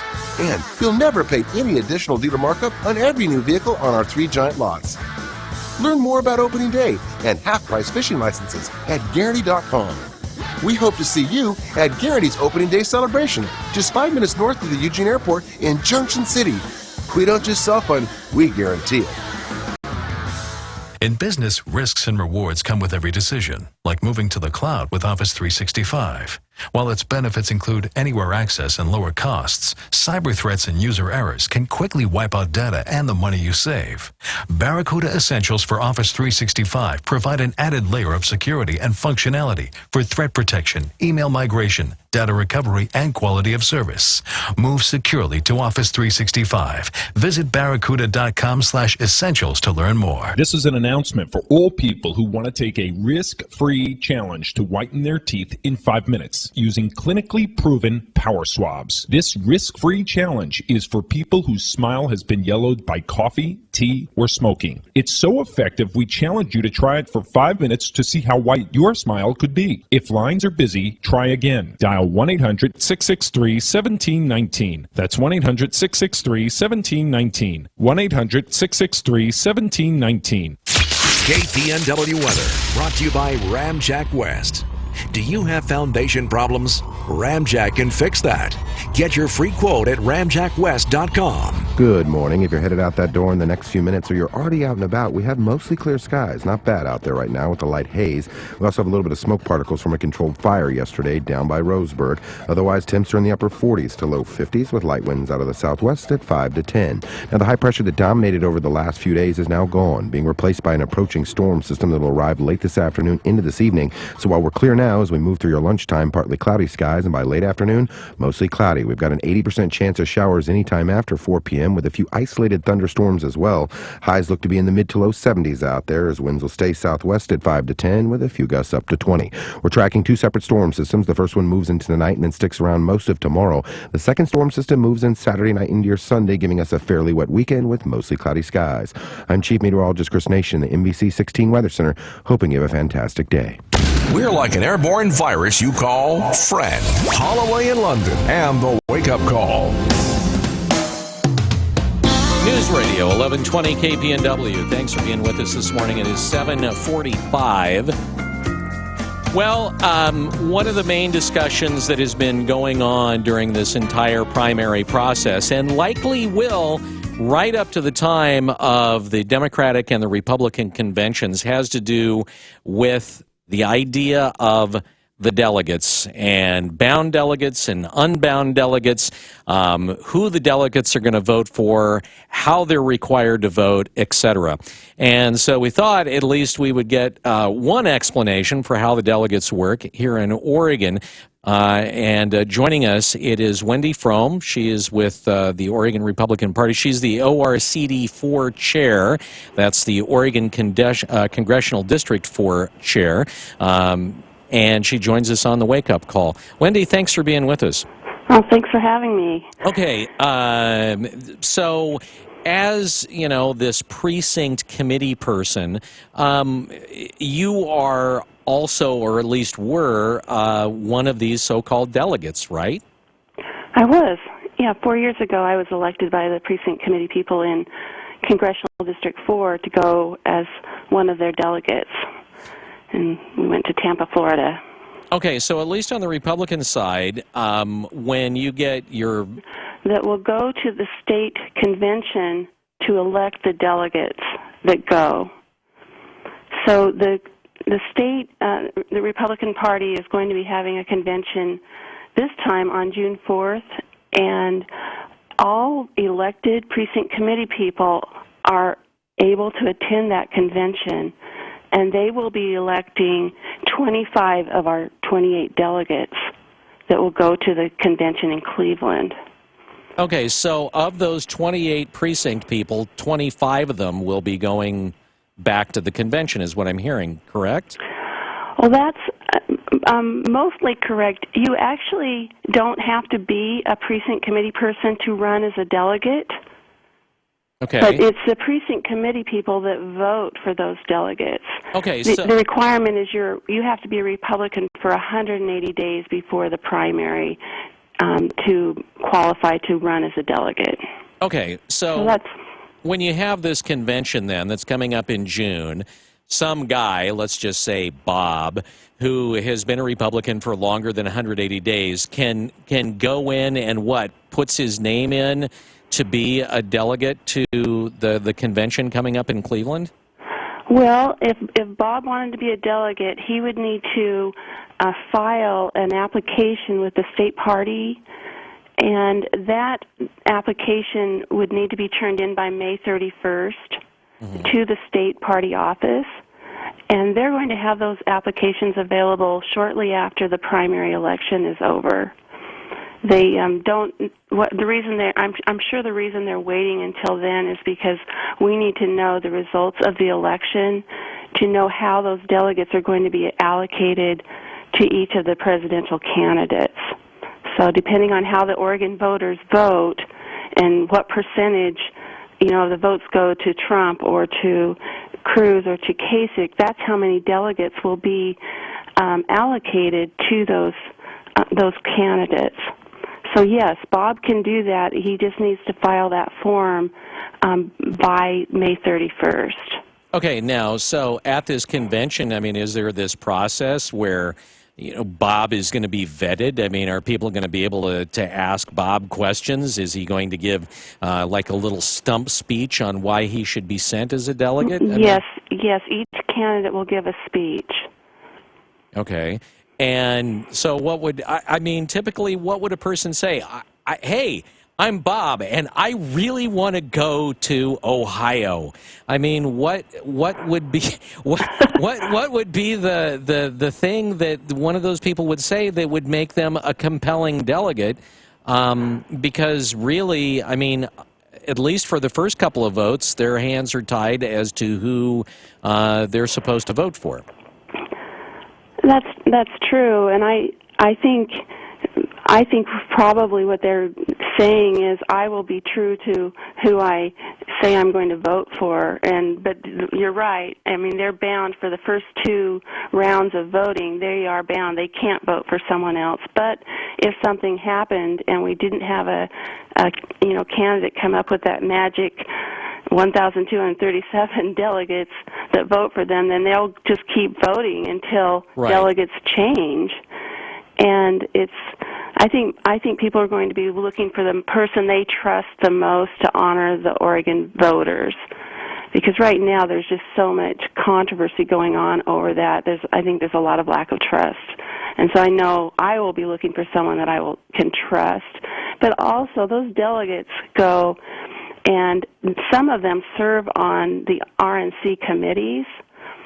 So what happens is we, at this convention, the precinct committee people elect the delegates, but they're also electing some of those delegates will be serving on the Rules Committee and the Credentials Committee, and those committees have a lot of power in the party. And from my experience in Tampa, when there was a huge uproar over some rule changes, that's one of my most important things that I will be looking at, is someone that will go and just do the right thing and make sure that people feel like they've been treated fairly and that there aren't tricks and maneuvers going on behind the scenes that are manipulating the process. Okay, so I want to go back to this idea of the first two rounds of voting at the national convention. I mean, is the hope that, is what you're looking for is someone that, regardless of how many votes that are taken, they're going to be true to the way that Republicans in the state voted? In other words, let's say that Trump wins the state of Oregon, but Cruz comes in second. One ends up with, 18 delegates, and the other with the rest. Is it that you want them to vote regardless of how they feel every time for Cruz, because they've been told when you go there you're going to be the guy or the gal that does the Cruz, that's going to put in the Cruz vote? I mean, is that what they're looking for, or is the expectation that it's something else? Well, I can't speak for everyone. I guess what you have to do is, there could be something that could come up where someone in their good conscience feels like they need to change their vote. But I, would hope that by the time we get to that point, we know who these candidates are. And I think what scares people a little bit is someone out of the blue is going to show up, and some twist of fate is going to have someone, I know Paul Ryan has said, no, absolutely not, I will not run. But I know a lot of people are concerned about that. I've talked to a lot of people that say they just want to make sure that it is either Cruz or Trump, because they are the front runners. They are the ones that have earned the most votes at this point. And so I think that's probably where most people are concerned with, is it's either Cruz or Trump. Okay, and just real briefly here, because we're almost out of time in the hour, explain why it's important that, regardless of whether they're a Democrat or a Republican, that when they get their ballot, they actually vote for, a precinct person. It's really important because the precinct committee people are the direct link to the voters. They represent that precinct, which is basically their neighborhood, in very important votes. It's not just for this convention. They vote for party officers. They vote to replace state legislators when there's vacancies. And so when you get that ballot, every county's different. In Lynn County, where I'm at, there's a separate sheet with the precinct committee people listed. Vote for that person that's listed there, or write someone in. If there's vacancies, where there's a lot of vacancies often, write yourself in because be a part of that process and represent your neighborhood. It's so easy. It's an easy way to get a little toe in the door of helping out and doing your civic duty. And just make sure you have 3 votes. That's what's the interesting part, is you and your spouse or some people in your household can vote for you too, but make sure you have at least 3 as a write-in, because that's what you need to be elected. And so, yes, I'd encourage everyone, when you get that ballot, that's one of your most important votes, and sometimes it's overlooked. Okay, and when you say at least 3 people, that's the requirement that at least 3 people vote for you to be, to get to this position. And my understanding is, didn't you actually, weren't you on the cusp of that? Weren't you like a 3 or 4 vote person that ended up at the... That's correct. I wasn't aware of that requirement, and in 2010, just out of the blue, my husband asked me, you want to be a precinct committee person? And I really didn't even know what it was. I said, oh, okay, So he wrote me in, I wrote myself in, and luckily our son happened to be there and had a ballot, and he wrote me in, and so I managed to get in with 3 votes. Otherwise, It was just my husband and I wouldn't have been elected. All right. Wendy, I appreciate you joining us on the Wake Up Call and explaining the process for us. Wendy Frome on the Wake Up Call, or a CD4 chair here on the Wake Up Call. Have a great rest of your day. It's 7:57. Hey, Oregon 126 at 10.87, 2 miles west of Walterville. We got a crash. If you're coming in, just be on the lookout out there, 2 miles west of Walterville. I'm Jeremy. And I'm Chris with Home Comfort. When we say the one to call, the one means no matter what the problem. From security lighting, generator systems, panel changeouts, service upgrades, with technicians available 24/7. Or HVAC, from routine cleanings to breakdowns. Home Comfort's locally supported by Mitsubishi Electric. So their Mitsubishi Electric factory-trained technicians will ready your house for any season. Make one call to 541-345-2838. Home Comfort, the one to call. If you've dreamed of owning an RV, let the RV Corral help make those dreams come true. The RV Corral is Eugene's largest Winnebago dealer for motorhomes and lightweight travel trailers. Over 200 new and pre-owned motorhomes, fifth wheels, travel trailers, and campers. All Class A and C motorhomes are on sale now. With local owners for 28 years and all local employees, the RV Corral will be there to help you make your RV dreams come true. Easy to find on Highway 99, 1 mile south of Beltline. Buy anywhere else, you'll pay too much.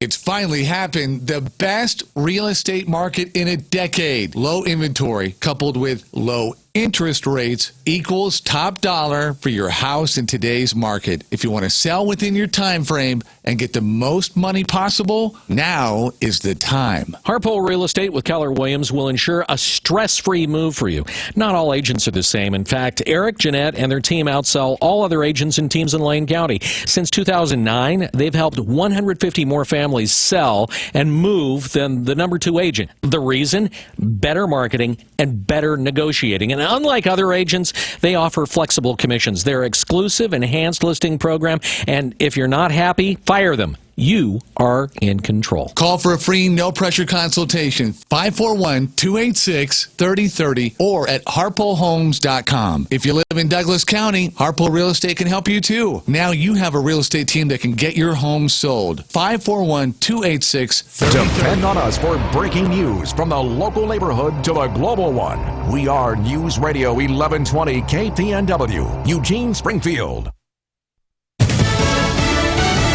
Fox News Radio. I'm Dave Anthony. Volkswagen is parked in court in San Francisco, facing a deadline today in its emissions test cheating scandal. Fox's Jenny Cosola is on the case live. Dave, this is a hearing. The federal judge gave Volkswagen until today to settle with the federal government and car owners in the United States. VW is expected to offer to buy back 500,000 2-liter diesel cars, Jetta, Golf, and Audi A3 models. Apparently, VW is not offering to buy back larger 3-liter Audi and Porsche SUV models. Both owners could be offered a cash payment, but a settlement would have to include a way to fix these cars. Dave? Ginny, President Obama is now en route to London after finishing 2 days of talks in Saudi Arabia. Fox's Jessica Gallagher live in Riyadh. Dave, one of the biggest issues President Obama addressed with King Salman and other Gulf leaders here is Iran. People are cautious and want to make sure that nobody is naive about what Iran may be doing to stir up problems in other countries. And what we've consistently shown them is we're not naive. Riyadh believes Tehran is upsetting the balance of power in the region. Counterterrorism and defeating ISIS and al-Qaeda were also addressed. Dave? Jessica, 5 days before Republicans vote in 5 more states, Donald Trump has a lead in the polls in all 5. He'll rally later in one of them, Pennsylvania.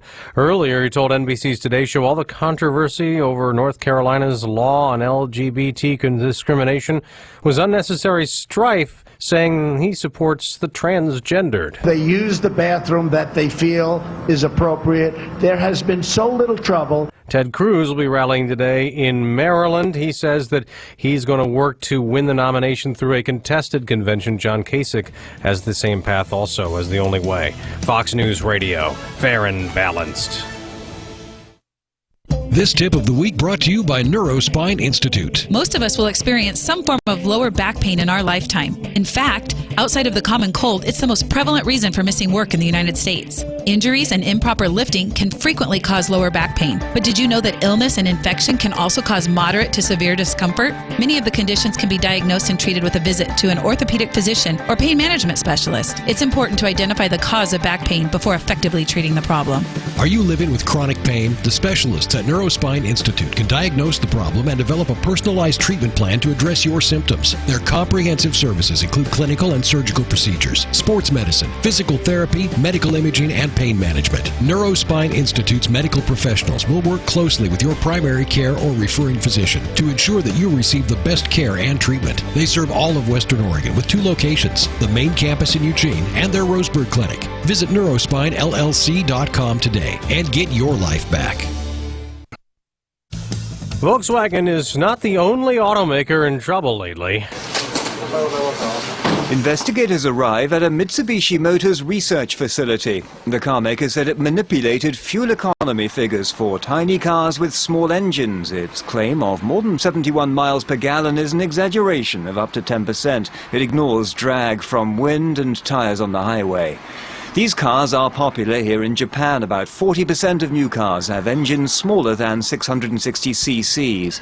The revelations are potentially damaging for Mitsubishi Motors, its share price falling by more than 1/3 in 2 days. In Tokyo, Alistair Wanklin, Fox News. They're expecting more rain today in Houston, which could add to the flooding nightmare. Some are still living. Hundreds remain in shelters. 8 people were killed. Another drug tunnel has been found under the U.S.-Mexican border, a half-mile long with lighting and ventilation and... On the Mexico side of the border, it is equipped with a commercial large elevator. U.S. Attorney Laura Duffy says more than a ton of cocaine was found inside, street value $22 million, 7 tons of marijuana. What do you give a queen for her 90th birthday? Elizabeth II got a celebration in Britain.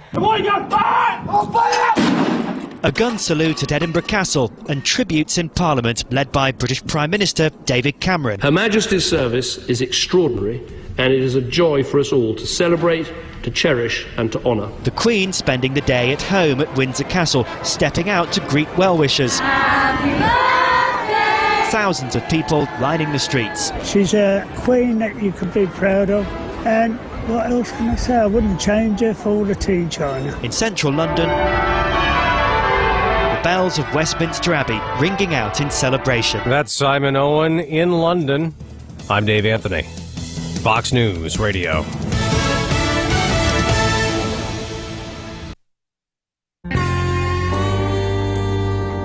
Okay, hour number 3, News Radio 1120 KPNW, the wake-up call at 8:05, April 21st.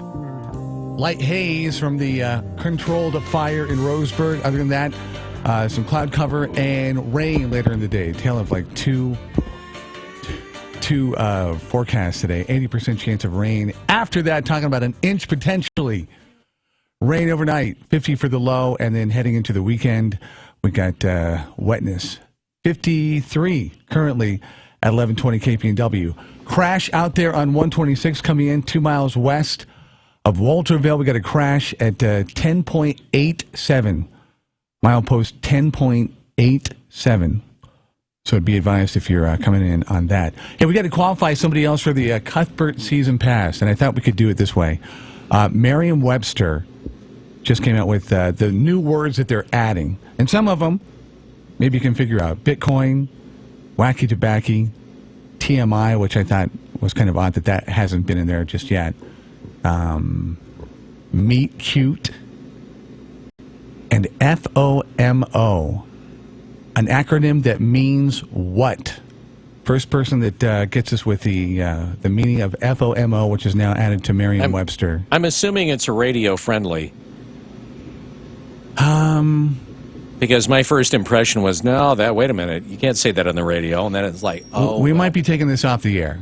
Oh, we might okay. take it out. All right. But, for the most part, radio friendly. I was going to say, that was what I thought, too. Yeah. FOMO, 541-45 KPNW. If you want to qualify for the Cuthbert Season Pass, we're talking about every gig that is going on this summer season. And we're talking about Sublime, to Lyle Lovett, Mavis. You get tickets, a pair of tickets, if you're our grand prize winner. All right, so give a call in, 541-485 KPNW. Gary Conley on the way. Also, a guy named Buck on 1120 KPNW.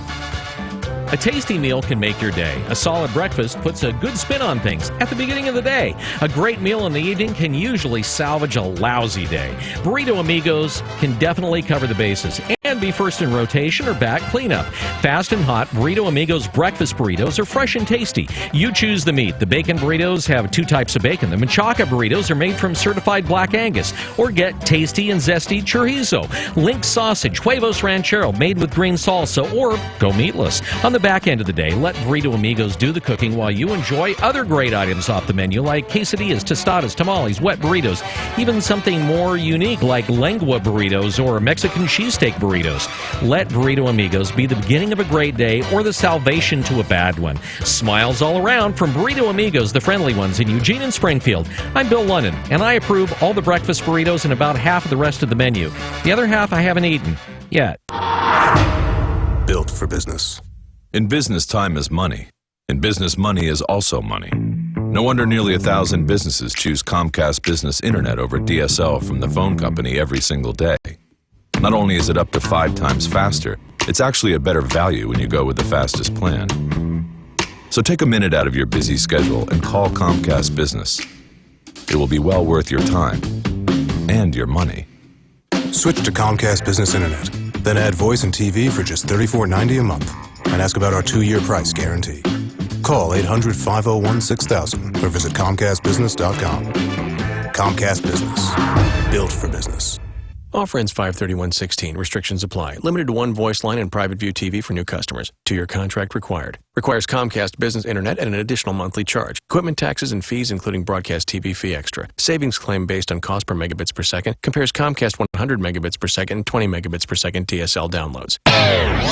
It's the big happenings in the Valley and the state. This is the Wake Up Call on 1120 KPNW with Bill London.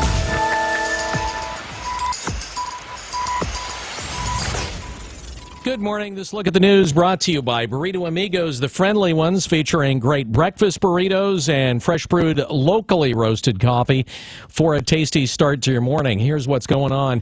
Neighbors of Emerald Park met with Lane County Commissioner for North Eugene Pat for Sheriff Brian Trapp and DA Patty Perlow in the aftermath of a murder-suicide that left skateboarder John Mills and shooter Orlando Centino dead and a third individual injured. The shooting event itself has a lot of tragedy from a number of angles. The shooter was a combat veteran with a lot of issues that needed to be resolved, and he was unable to effectively address the frustrations that the park use was providing him.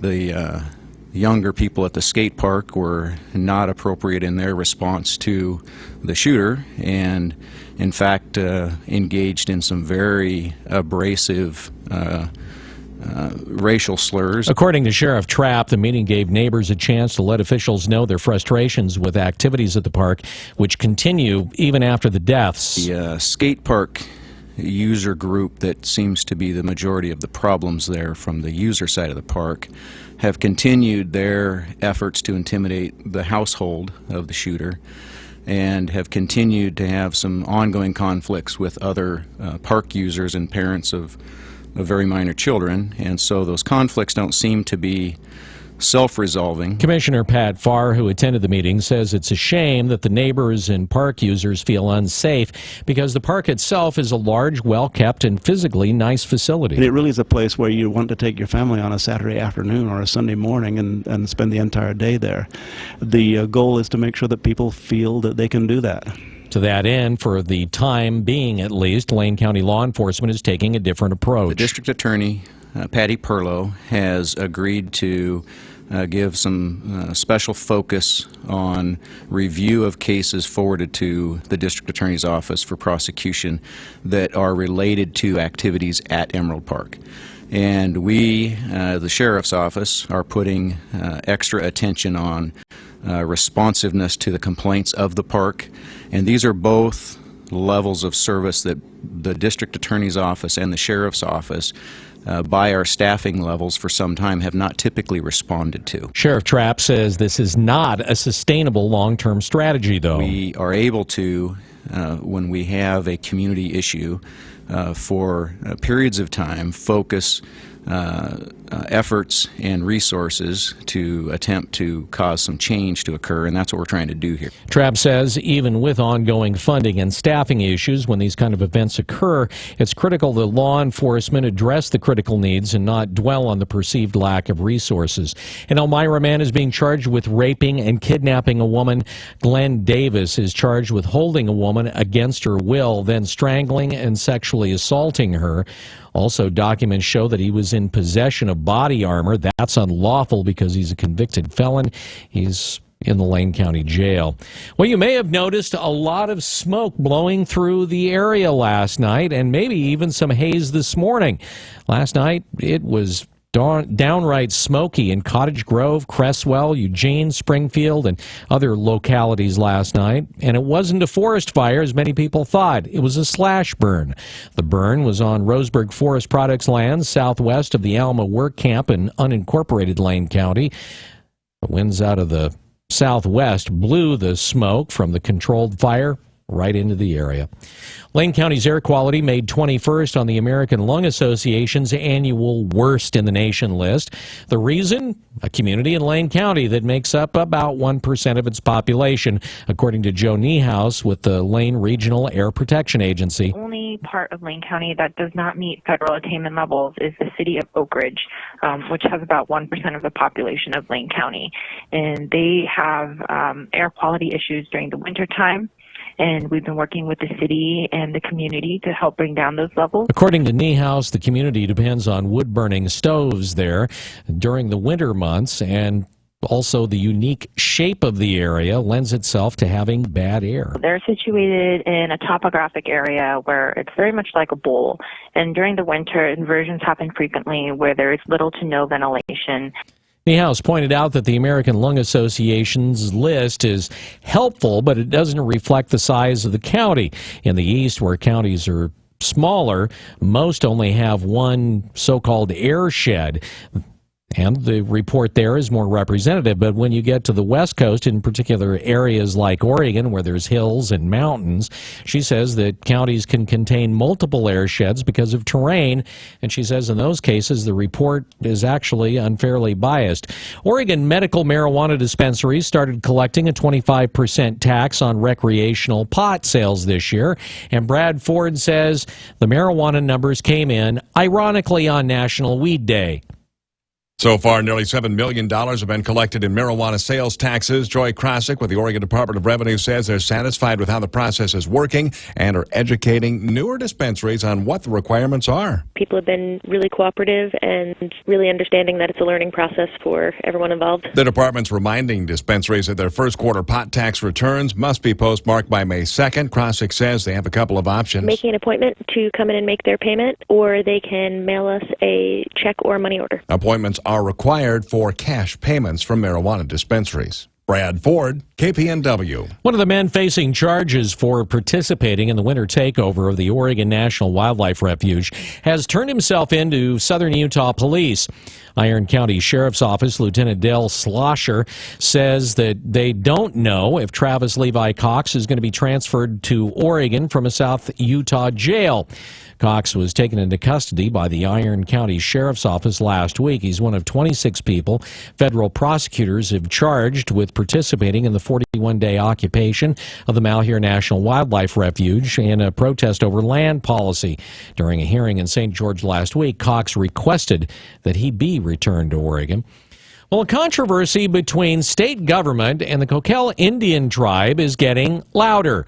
Last week, Governor Kate Brown sent a letter to the Department of Interior and the Bureau of Indian Affairs asking them to block the Coquille tribe the ability to open a small Class II casino in Medford. Brown said in the letter that she believed the expansion of casinos in Oregon would be, in her words, to the detriment of the public welfare, even though she did not outline why. Tuesday, the tribe lashed back at Brown, and in particular the Oregon Lottery. It's because a new ad for the lottery shows Lewis and Clark standing in the wilderness discovering a native video lottery terminal. I think paired with the state's discriminatory policy and the statement of really trying to stifle Indian gaming in Oregon, it came to us as offensive.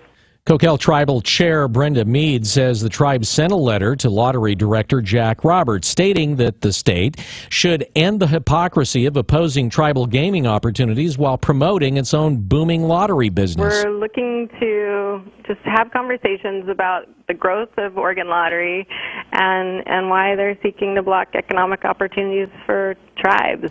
Mead says the money from the casino would be used to fund tribal education, health care, and meals for senior citizens. Beyond that, it would also create 200 new jobs, while the governor says the state should, as a matter of policy, resist building additional casinos. Less than a year and a half ago, the lottery changed its commission structure in hopes that more businesses would add video poker machines to boost lottery revenue. In other words, to increase gambling, which is fine with the state as long as all of the proceeds go to the state.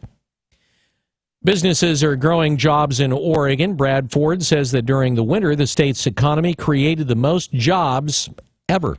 During the winter, businesses had 41,300 job vacancies. Employment Department economic analyst Gail Krebenauer says businesses are having a tough time finding qualified candidates. More and more businesses face greater difficulty hiring for their vacancies. For people who are out of work, this is a good thing. Job growth is good, and that there are a lot of opportunities out there. Healthcare and social assistance had the most openings at more than 9,000. That was followed by leisure and hospitality, and then retail.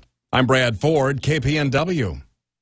Umpqua Community College has named Deborah Thatcher its new president, filling a post that had been handled on an interim basis since Joe Olson retired last summer. Thatcher comes from New York, where she spent 2 years as president of SUNY Cobleskill before becoming a research fellow at that particular school. She's been offered a salary of $173,000 and is expected to start in July. Umpqua has 2 interim presidents, or has had, since Olson retired. Rita Cavan was president during last fall's tragic shooting, where a 26-year-old gunman fatally shot 9 people before killed himself. She left in January and was replaced by Walter Nolte. Authorities say a toddler has been taken to a hospital after falling out of a third-story window at a home in Happy Valley. The Clackamas County Sheriff's Office said in a release that emergency personnel responded last night to a report of a 2-year-old who had tumbled out of a window. Officials determined the child fell out of a third-story window onto a second-story deck. The toddler was taken by ambulance to Oregon Health and Science University for treatment. Officials say the child is in stable condition. The sheriff's office says that a 5-year-old also fell out of that window and sustained minor injuries just before the toddler fell. Authorities say both falls were accidental. And Energy Department officials are trying to find a solution for a tank of radioactive and chemical waste that's leaking at the Hanford Nuclear Reservation. Brad Ford says a Washington state representative wants a criminal investigation. The tank contains 20,000 gallons of a radioactive chemical mixture that's very dangerous. The inner lining of the tank, which is supposed to be dry, now has 8 inches of waste. Washington State Representative Jerry Pollitt says pressure in the tank could cause an explosion. It increases the danger for the workers who have to empty the tank. Pollitt says the Energy Department has been fighting the issue of draining tanks that have been leaking, and he wants attorneys general in Washington and Oregon to investigate. Hold the Energy Department accountable for the fact that this tank is leaked. It was predictable. A half inch of the waste has disappeared, and they're trying to determine whether it leaked into the ground. If it reaches groundwater, it could travel to the Columbia River. Brad Ford, KPNW. This look at the news brought to you by Burrito Amigos, the friendly ones. You're up to date from KPNW. Wake Up Call Sports on News Radio 1120 KPNW. Well, with the game in check, the LA Clippers turned the game over to the reserves, and the results the same. Clippers throttled the Portland Trailblazers in Game 2, 102-81. When he did play, Chris Paul, pretty good, scoring 25. Portland has some work to do when they head home. Moda, 2 games down, 2 games to none. Miami Heat are frolicking through their playoff series with the Charlotte Hornets. Game 2 saw the Heat win 115-103. Cleveland Cavaliers on a 3-point frenzy. 20 made from beyond the arc. They took 38. 20 ties an NBA record as they do in Detroit 107-90. NFL draft a week from today. The Cleveland Browns will not have the second pick. They've traded it off to the Philadelphia Eagles for a slew of picks this round, or this draft coming up, and next year, even the year after that. Talk about an amazing comeback. The prognoses were not good when Oregon tight end Pharaoh Brown went down with that horrific leg injury in 2014. Most of them very bad. Fast forward to Spring Camp 2016, and it's both relieving and shocking to see Pharaoh looking like the player he did a couple years ago that he was. Would be incredible to see him in the spring game. He's put in the work. And finally, after one too many gaffes, ESPN has fired Kurt Schilling after posting on social media targeting transgender people. Wake Up Call Sports brought to you by Max Muscle. Don't get sold, get educated by a certified nutritionist. On Franklin across from Market of Choice. News time, 8:23. KPNW weather brought to you by Ramjack West. Do you have foundation problems? Ramjack can fix that. Get your free quote at ramjackwest.com. Good morning. If you're headed out that door in the next few minutes or you're already out and about, we have mostly clear skies. Not bad out there right now with a light haze. We also have a little bit of smoke particles from a controlled fire yesterday down by Roseburg. Otherwise, temps are in the upper 40s to low 50s with light winds out of the southwest at 5 to 10. Now, the high pressure that dominated over the last few days is now gone, being replaced by an approaching storm system that will arrive late this afternoon into this evening. So while we're clear now, as we move through your lunchtime, partly cloudy skies, and by late afternoon, mostly cloudy. We've got an 80% chance of showers anytime after 4 p.m. with a few isolated thunderstorms as well. Highs look to be in the mid to low 70s out there as winds will stay southwest at 5 to 10 with a few gusts up to 20. We're tracking 2 separate storm systems. The first one moves into the night and then sticks around most of tomorrow. The second storm system moves in Saturday night into your Sunday, giving us a fairly wet weekend with mostly cloudy skies. I'm Chief Meteorologist Chris Nation, the NBC 16 Weather Center, hoping you have a fantastic day. Hi, this is Bill London. Join me today at Thirsty Thursday. That's right. We're going to be at Sam's on Wilson for a Thirsty Thursday from 4 to 7 p.m. We're going to be down there enjoying some fine Widmer products and also giving away some great prizes. We're even going to sign you up for a chance to win tickets to win season passes to the Cuthbert Amphitheater and their concert series that's going to be coming up. It's a great way to win and a great way to throw back a great beer. And if you're not into those heavy beers or an IPA, you need a Widmer Half. I'm Bill London. Join me at Sam's on Wilson from 4 to 7 today. Ramjack leads the way in foundation repair. Protect your investment. Get your free in-home evaluation at ramjackwest.com. Check out our exceptional online reviews, then choose Ramjack. CCB 146906. Jerry, Shop Talk. Hi, do you have those new touchless faucets? You mean where you just wave your hand and they turn themselves on and off? Right. You bet. Jerry's carries the latest wave in technology in every department. Cool. I'm thinking I can teach my cat to drink out of it. Ooh, nice touch. How about toilets? Oh, for sure. We have touchless kits for that, too. But I wouldn't recommend that for your cat. Why isn't? Yeah, we think you're right. Thanks. We're waving bye now. Aw, me too. Bye-bye, you guys. Max Muscle Sports Nutrition is more than a nutrition store. Tom here at Max Muscle. If you want to make changes to your overall health, lose weight, build muscle, or if you just want to feel better, stop by, talk to a certified nutritionist. Max Muscle, Franklin Boulevard, across from the Market of Choice. Tired of expensive movie theater popcorn or standing in line or having to drive home after watching the big game at your annoying uncle's house? It sounds like you need to have the folks from TV Specialty in your life. Nobody does TVs like TV Specialty. Think a home theater system is out of the question or out of the budget? Call TV Specialty and see how close you really are. 541-688-5061. It's quality backed by service at TV Specialty. 541-688-5061. All right, if you're one of those folks that have had bad things happen to their credit, maybe you've been dealing with medical bills, student loans that got out of hand and the like, but you're trying to work your way through the issue, you're out there, you've got a job, you're going to work every day, and then in the middle of it all, your car breaks down and you think, how am I going to pay for a new car? Guarantee Discount Chevrolet has the Good People with Bad Credit program, and essentially, within 48 hours, they can help get you in a new vehicle. They're going to get you back to work, and it's going to help you reestablish your credit.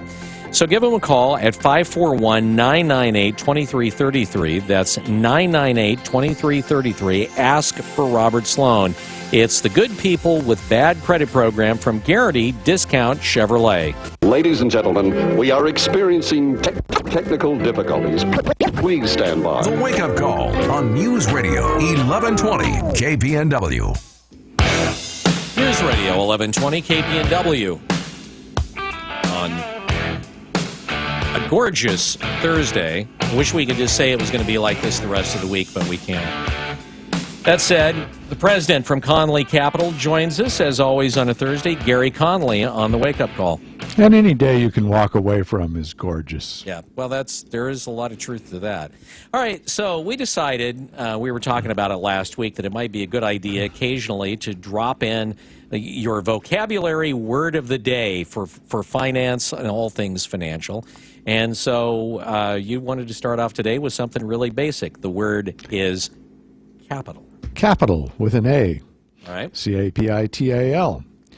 So capital, as in capitalist, capital actually refers to any asset that you're using to make money, as opposed to an asset that you use for personal enjoyment or consumption. So let's take a pickup truck. All right. Okay. If you've got a pickup truck and you're using it to drive around and intimidate people in Priuses, or you're pulling your fifth wheel with it, that's not capital. If you're Pape and you're using it to go out and service your bulldozers and things, or you're a very small businessman and you're using your pickup truck to haul things around for your lawn mowing business, then your pickup truck is capital. Okay. And what about something like, these chairs that we're sitting in right here? When the company purchased these, are these considered capital, even because we're using them at least in the fact that we're doing our job? Yep. So that chair you're sitting in is capital. Okay. The one you're sitting in at home is not. All right. And are there any areas and any times where capital and the definition of capital can become a little bit on the gray side? Well, take the pickup truck. Okay. Okay. So you use it part-time for your lawn business. And the rest of the time you use it for recreational use. Then sometimes it's capital and sometimes it isn't. People have a tendency to think of capital as money, and if you looked at a corporation or a business, you've got what they call on Wall Street the capital stack, which means just various kinds of capital. You have equity, which would be common stock. Mm-hmm. Preferred stock, which means if the company is liquidated, you have a higher call on the assets than the common stock. And then you have the debt structure, which would be unsecured debt, let's say like bonds. And then at the top of the capital stack, at least in terms of liquidation, would be secured debt or senior secured debt that has a call on the assets of the company. Now the debt part of the capital stack, or that you might invest in, your return on that is interest and is fixed. Same thing for preferred stock. The common stockholders are the ones who, in theory, benefit from dividends in the earnings of the company. So that's what a capital stack would look like as a passive investor. All right. Okay, so your vocabulary word capital. Incorporate it, by the way, into your lexicon today. All right, that said, let's get into the topic at hand, and that has to do with regulation. And we kind of start off with, you want to start off with the bill that made it off of Capitol Hill, or do you want to start with the coal company? Doesn't matter. You choose. Okay, well... Because they're related, or do you want to start with the cars? Well, we can start with the cars. So if you haven't heard, a couple of things going on with a couple of major automobile dealers. Volkswagen, of course, had the big issue that occurred because they had incorporated this chip which was able to basically scam machines like the EPA hooks up to your car for emissions, and the thing was set up so that it would actually change certain things in your engine so it would lower the emissions while it was hooked up to the machine, and then once you unhooked it, it basically reset the engine, which gave you more power, more emissions. And more emissions. Well, it turns out that Mitsubishi, which also not only makes their own automobiles, but also has been making automobiles for Nissan, turns out for at least since 2003, maybe even beyond that, has been setting up these fraudulent mileage tests where they've been able to, essentially, they've added about 10% to the mileage that the average person would actually receive with the vehicles. And the whole thing is, it's all about skirting around these CAFE standards and other issues that in some ways have become almost impossible for at least some companies to try and technologically get past. Technologically and or economically. Right. So that's the whole thing with the automobiles. We can switch from there to coal and energy. If you go back to a number of years ago, the Obama administration instituted some air quality or emission standards for coal burning plants that produce electricity. And the reality is that the technology didn't even exist in order to meet those standards. But it's a lot easier to monitor a great big coal burning electric generating plant than it is a Volkswagen that's running around town. Mm-hmm. So the upshot of that was that since the standards could not be met, not technically, and certainly not economically, that those plants didn't necessarily go out of business, but switched to natural gas. The upshot of that is, of course, is that it basically put the coal industry out of business. Peabody International, which is the largest private coal company in the world, went bankrupt a couple of weeks ago, filed for reorganization under bankruptcy.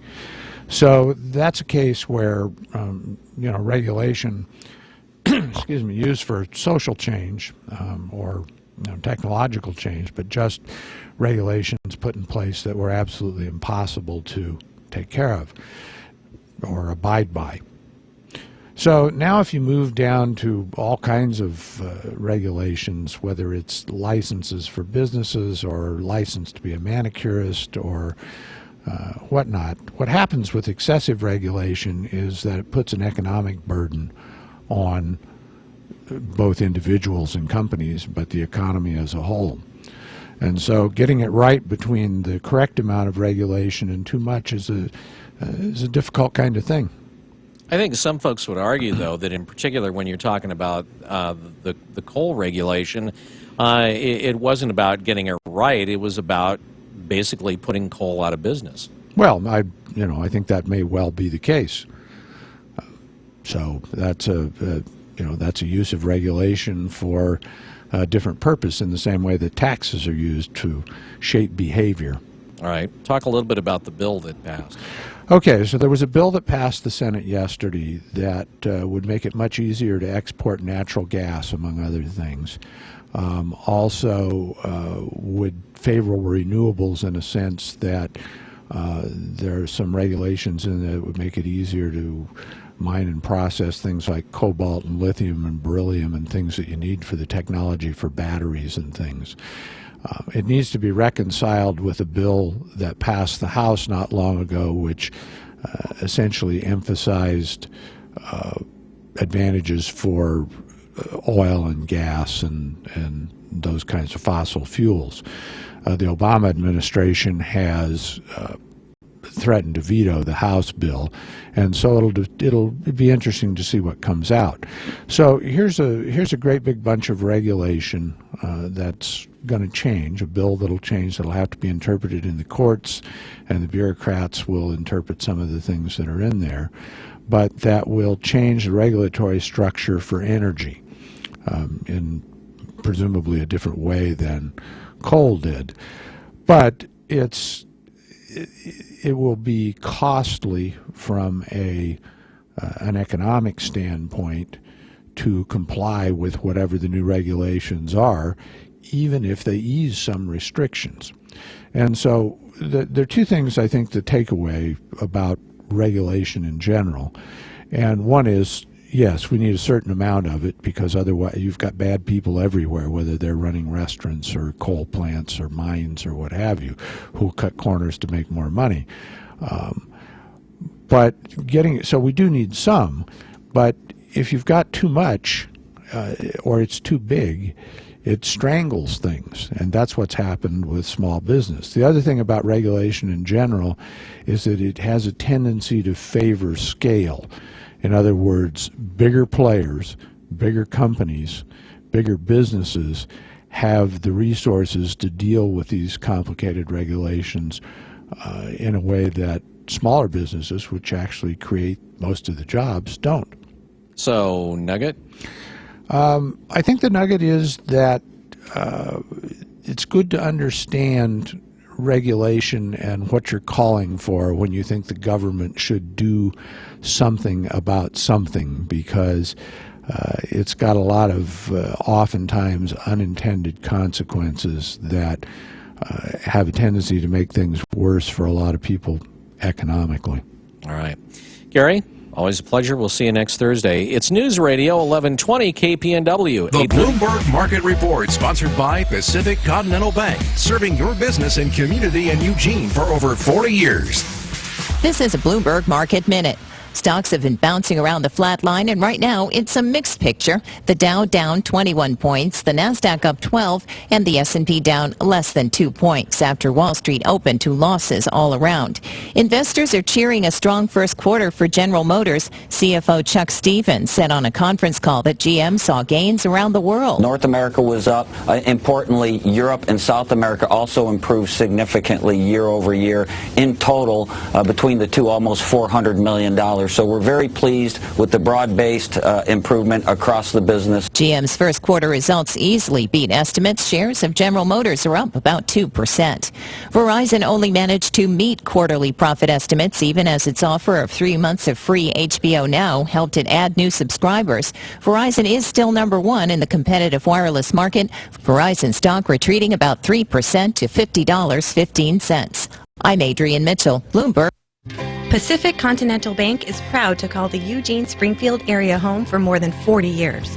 As your local banker, partner, and neighbor, we are committed to the health and sustainability of your business and our community. We know it takes more than a loan or deposit to help you succeed. It takes people who know you, your business, and your community. Who says we can't be more than a bank? Pacific Continental Bank, the right bank. Learn more at therightbank.com.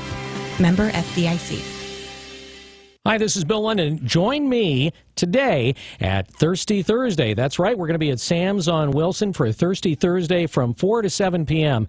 We're going to be down there enjoying some fine Widmer products and also giving away some great prizes. We're even going to sign you up for a chance to win tickets to win season passes to the Cuthbert Amphitheater and their concert series that is going to be coming up. It's a great way to win and a great way to throw back a great beer. And if you're not into those heavy beers or an IPA, you need a Widmer Hef. I'm Bill London. Join me at Sam's on Wilson from 4 to 7 today.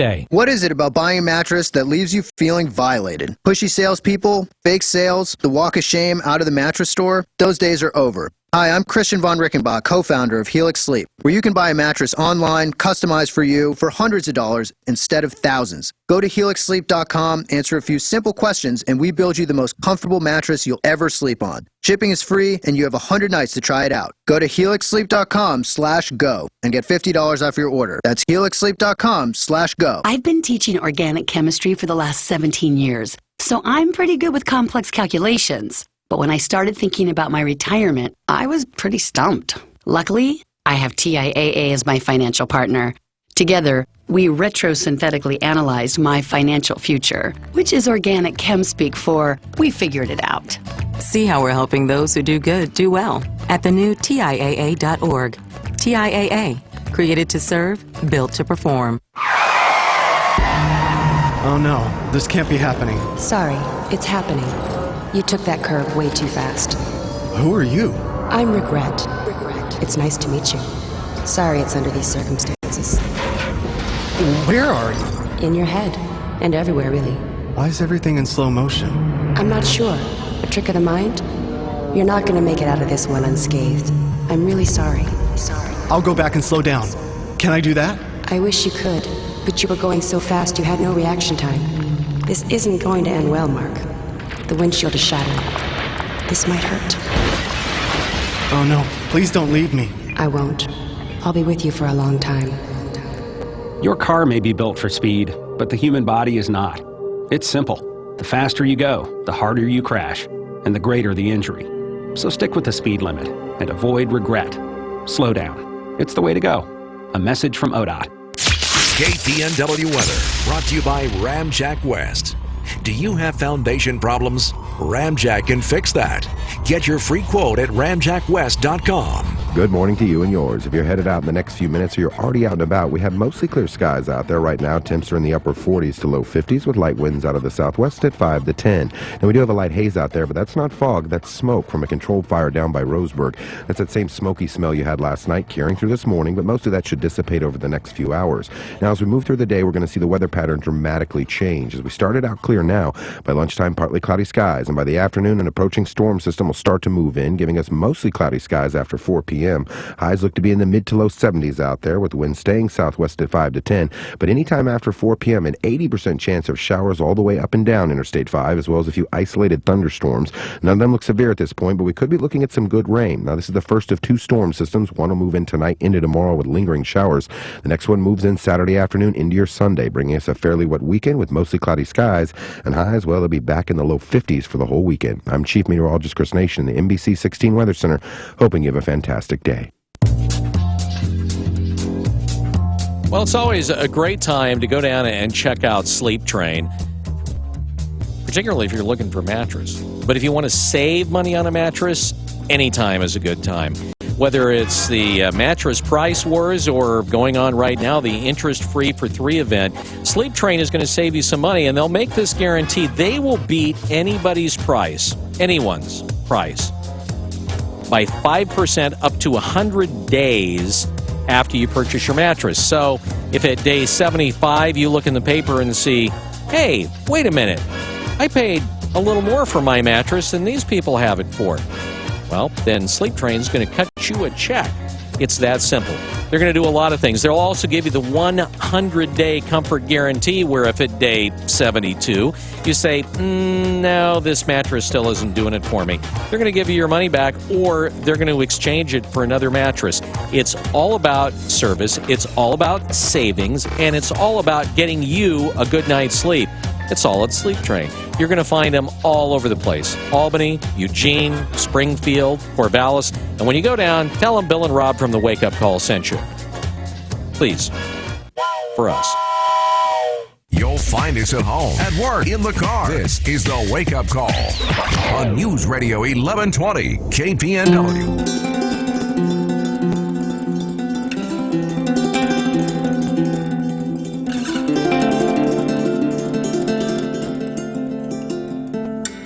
Breathe deep.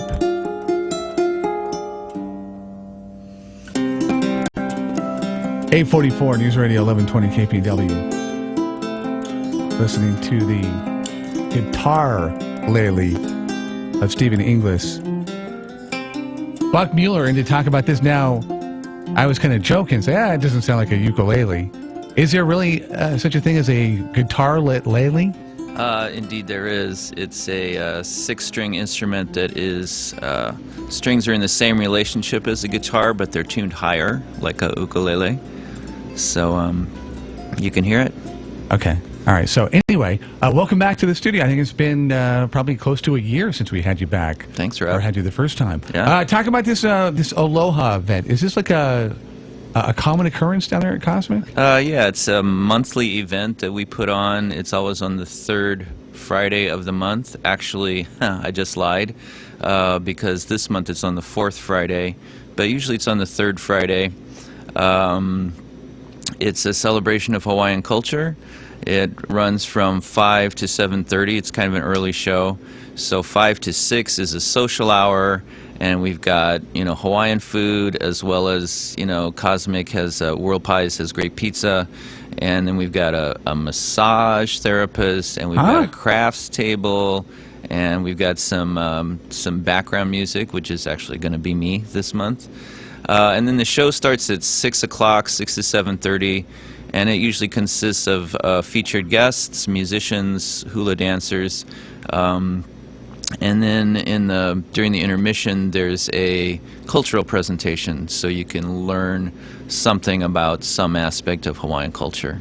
Okay, you mentioned Cosmic Pizza and World Pies. Is that location, because it used to be considered Cosmic Pie, is it now taken over by World? It's a little confusing, but yeah, the folks that own World Pies down there on Monroe, or I think it's Monroe, they bought Cosmic about a year ago, and so everybody knows it as Cosmic, but the owners are actually World Pies, and they're trying to change the name to World Pies Downtown. Doesn't exactly roll off the tongue, so a lot of people still think it's a little of it as wordy. Cosmic. Yeah, okay. All right, so and what's the admission for these events? Oh, it's free. It's just kind of a community event. We do take donations, and suggested donation is $5, but you can pay or not pay. It's all good. How many people fall asleep in the massage table when you hear some of this, like that music that we played from Steven? I mean, that. Well, I don't know about falling asleep, but the massage table does stay pretty busy all night. We've got our massage therapist is Talisha Brown, who is Lomi Lomi style massage, which is Hawaiian style, and a lot of people do it. What is symbolic about Hawaiian massage compared to traditional mainstream that we see here? Well, you know what? I think I'm not going to answer that question because I don't know. Oh, okay. It's, in my experience, it's a little more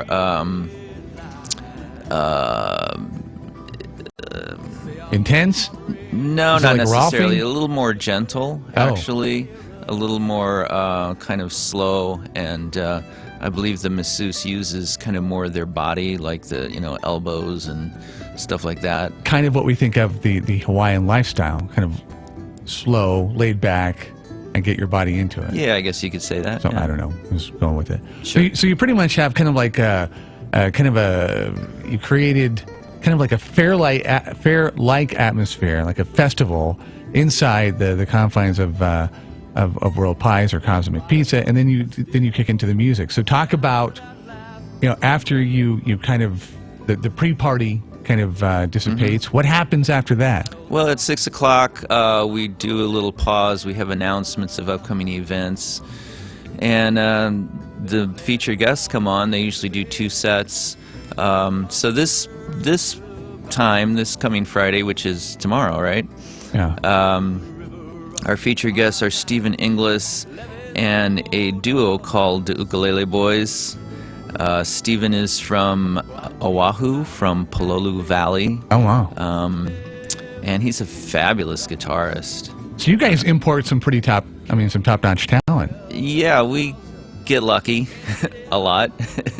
And generally they're not from Eugene area. They're from either somewhere around the Pacific Northwest, as far away as Seattle or LA. So if you're not making from Hawaii, making a mandatory admission, I mean, Are you getting enough to kind of offset the travel expenses if you're just getting a donation? Yeah, kind of I guess the key is that we're not making any money on it. We're just doing it for the aloha, so to speak. Yeah. All donations go to the performers, which usually is just enough. If they're, say, on a tour already, we don't pay for their plane fare to come over here. Okay. But if they're already on a tour, they want to stop somewhere between, say, Northern California and Portland. You'll or give them an Seattle. outlet. Yes. Very cool. Talk about the Hawaiian. Is there a segment of the population that is kind of into doing the do we have a ukulele? It's a many faceted community. There are plenty of Hawaiians here, and Hawaiian. In Hawaii they call them locals. People with Hawaiian blood, could also be a mixture of, Filipino, Portuguese, Japanese, people who have lived in Hawaii. Lots and lots of people who have, grew up on the mainland but have lived in Hawaii for a time, or just visited and fell in love with it. There are several ukulele groups, ongoing groups in town. There is Hula Halau, which is a school for learning how to do hula. Here in Eugene. Large. Oh, absolutely. Wow. Any word on, I want to say, Craig Chi? Good question. Craig Chi. Because he was based around here for a while. Yes, he is from Hawaii. He went to the university, graduated in, 6 or 7 years. And he's kind of become way to throw him under the bus. Right. Well, he's actually very successful now. He's a ukulele artist. He teaches, he tours all over the world, teaching and performing, and he's married now to a gal named Sarah Mizell, who I think she's from, back east somewhere, and she also plays, and they have this fabulous duo, and they are coming to Aloha Friday in June. So third Friday in June, whatever that is, come on down to Cosmic. Okay, so if you get them in town, maybe a couple of days early, maybe come in and do a little. We'd love to. Can do. They're actually going to be here for several days. They're also doing a couple of workshops at Pacific Winds Music, I believe, on the Thursday and Saturday afternoons. Okay, so if you communicate with Craig, tell him that we want to have him back in studio. I will. We're big fans. I will. What did we miss? Anything about tomorrow? Yeah, there's also, so we have a cultural presentation, which usually is something kind of lighthearted, something about music or, just something Hawaiiana. Once in a while we tackle a serious topic, so we're going to do that this time. It just so happens that tomorrow is Earth Day. It's also a full moon, and we have a guest coming in who is from Micronesia. Now, Micronesia is that group of islands kind of way over there in the western Pacific, very spread out, very small islands, most of them, and they are seeing the effects of climate change. The seas are rising, and the sea is coming in places it never has. Agricultural areas are getting poisoned with salt from the seas. The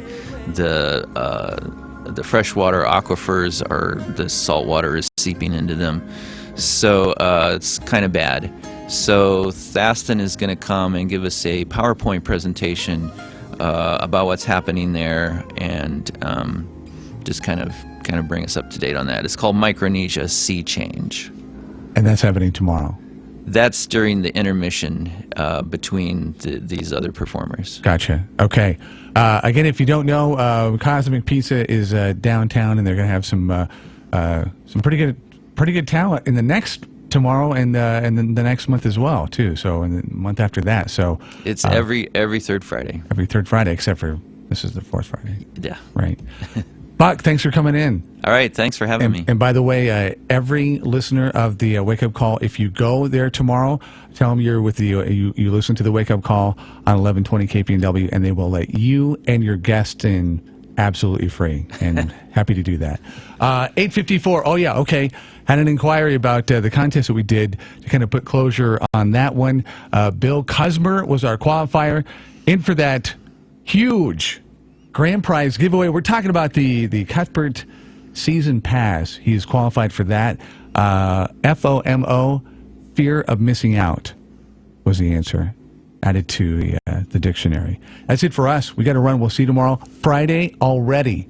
6:05 tomorrow. We'll meet again right here on 1120 KPNW, live and local. I'm Isaac Jackson at Jackson Jones Law Office. At our office, we represent people who have lost everything because of someone else's bad judgment. When someone takes something close to you, your health or a loved one, the right lawyer can help you walk through the stress, get the medical bills paid, and if needed, stand up and fight on your behalf. Our philosophy is simple. We start by meeting with you to give you a straightforward assessment of your case. Once that's done, we'll talk about what it means to hire a lawyer, whether it makes sense to try to get a settlement without a lawsuit, or whether we think it will take a fight.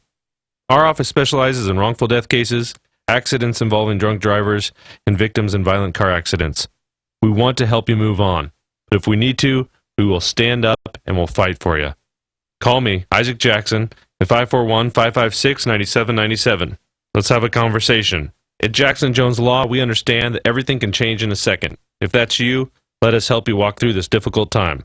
Again, call me, Isaac Jackson, at 541-556-9797 at Jackson Jones Law. If you're considering going back to school, ask yourself the following questions. Do you need the flexibility to take classes on your schedule? Do you have college credits you need transferred? Do you want to earn a quality degree from a world-renowned university? If you answered yes to any of these questions, Arizona State University is the perfect school for you. Arizona State University offers over 100 highly ranked degree programs 100% online. You'll earn the same degree as you would on campus, from wherever you are, on your schedule. Plus, ASU Online accepts most transfer credits. For information, call 1-800-705-8536. Learn for yourself why the Wall Street Journal ranks ASU 5th in the nation for producing the best qualified graduates, and why 90% of ASU grads are recruited within 90 days of graduation. Learn to grow, learn to succeed, and learn to thrive at Arizona State University. To learn more about ASU online degrees, call 1-800-705-8536. That's 1-800-705-8536. News Radio 1120 KPNW. It's opening day, and we're kicking it off in Junction City. This is Shannon Mill, and you're invited to celebrate the start of summer camping season. Test drive any car, truck, or RV, and you'll get a half-price fishing license. This weekend, enjoy a free barbecue lunch with all the fixins. Get behind the wheel and learn to drive and park a motorhome, trailer, or fifth wheel at our free driving school. Guarantee's Travel Center is packed with 11,000 square feet of everything you need to hit the road this summer. Tour a massive selection of over 750 motorhomes, trailers, and fifth wheels, all at RV show prices. We have over 200 hard-to-find cars, trucks, and SUVs, perfect for your summer road trips. And you'll never pay any additional dealer markup on every new vehicle on our 3 giant lots. Learn more about opening day and half-price fishing licenses at Guarantee.com. We hope to see you at Guarantee's opening day celebration, just 5 minutes north of the Eugene Airport in Junction City. We don't just sell fun, we guarantee it. This is you over 30 years ago. Are we there yet? Are we there yet? And this is your mom now. Are we there yet? Are we there yet? Roles change without us noticing. That's why AARP gives you the information to provide even better care for your loved one. Visit aarp.org/caregiving. Brought to you by AARP and the Ad Council. KPNW weather brought to you by Ramjack West. Do you have foundation problems? Ramjack can fix that. Get your free quote at ramjackwest.com. Good morning. If you're headed out that door in the next few minutes or you're already out and about, we have mostly clear skies. Not bad out there right now with a light haze. We also have a little bit of smoke particles from a controlled fire yesterday down by Roseburg. Otherwise, temps are in the upper 40s to low 50s with light winds out of the southwest at 5 to 10. Now, the high pressure that dominated over the last few days is now gone, being replaced by an approaching storm system that will arrive late this afternoon into this evening. So while we're clear now, as we move through your lunchtime, partly cloudy skies, and by late afternoon, mostly cloudy. We've got an 80% chance of showers anytime after 4 p.m. p.m. with a few isolated thunderstorms as well. Highs look to be in the mid to low 70s out there as winds will stay southwest at 5 to 10 with a few gusts up to 20. We're tracking two separate storm systems. The first one moves into the night and then sticks around most of tomorrow. The second storm system moves in Saturday night into your Sunday, giving us a fairly wet weekend with mostly cloudy skies. I'm Chief Meteorologist Chris Nation, the NBC 16 Weather Center, hoping you have a fantastic day. Fox News, fair and balanced. We report, you decide. On News Radio 1120 KPNW Eugene Springfield. This is a Fox News Alert. I'm Lisa Brady. Volkswagen makes a deal to clean up its emissions cheating mess. In the U.S., at least. Fox's Ginny Cosola with more live. Lisa, Volkswagen and the U.S. government have agreed to settle diesel emissions charges involving 600,000 U.S. cars. The agreement presented to the federal judge in San Francisco will include a buyback of 500,000 2-liter engine cars and possible repairs if approved by regulators. It will include an environmental fund and money for owners. More details of the agreement will remain secret until it is filed by late June. Lisa? Thanks, Ginny. Investigations sparked by the scandal continue overseas as well. President Obama sending a message that the U.S. is not naive about Iran as he left Saudi Arabia. Fox Radio's Jessica Gallagher is live in Riyadh. Lisa, President Obama meeting with Gulf Cooperation Council summit leaders here in Riyadh. One of the major issues besides Iran is how to defeat ISIS. And the United States will help our GCC partners ensure that their special operations forces are interoperable, and GCC nations will continue to increase their contributions to the fight against ISIL and the coalition that we've formed. The president also addressing Iran. Gulf Arab states believe the republic is upsetting the balance of power in the region. The president is now en route to London. Lisa. Thanks, Jessica. Apparently words like this aren't tough enough for the nation's best spellers. After 2 straight years of ties, the Scripps National Spelling Bee just announcing some changes. The championship rounds will last longer and the words will be harder. Instead of a list of 25 championship words chosen weeks earlier, the final rounds could now have as many as 75 words. Stocks lower, the Dow down 52 points. Fox News Radio, fair and balanced. Are you living with prostate enlargement? Do you pee more often than you used to? Is there a drop in your romantic life? You need to call for a free bottle of Super Beta Prostate. With Super Beta Prostate, you'll have less urges to urinate, less waking at night, and an improvement in your romantic life guaranteed. Try it for free. Pay only shipping and handling. Call 1-800-883-8475. 1-800-883-8475. 1-800-883-8475. Car crashes are one of the leading killers of U.S. children. Many of those deaths could be prevented by making sure that kids are in the right seat for their age and size. Don't assume you know it all when it comes to car seats for your child.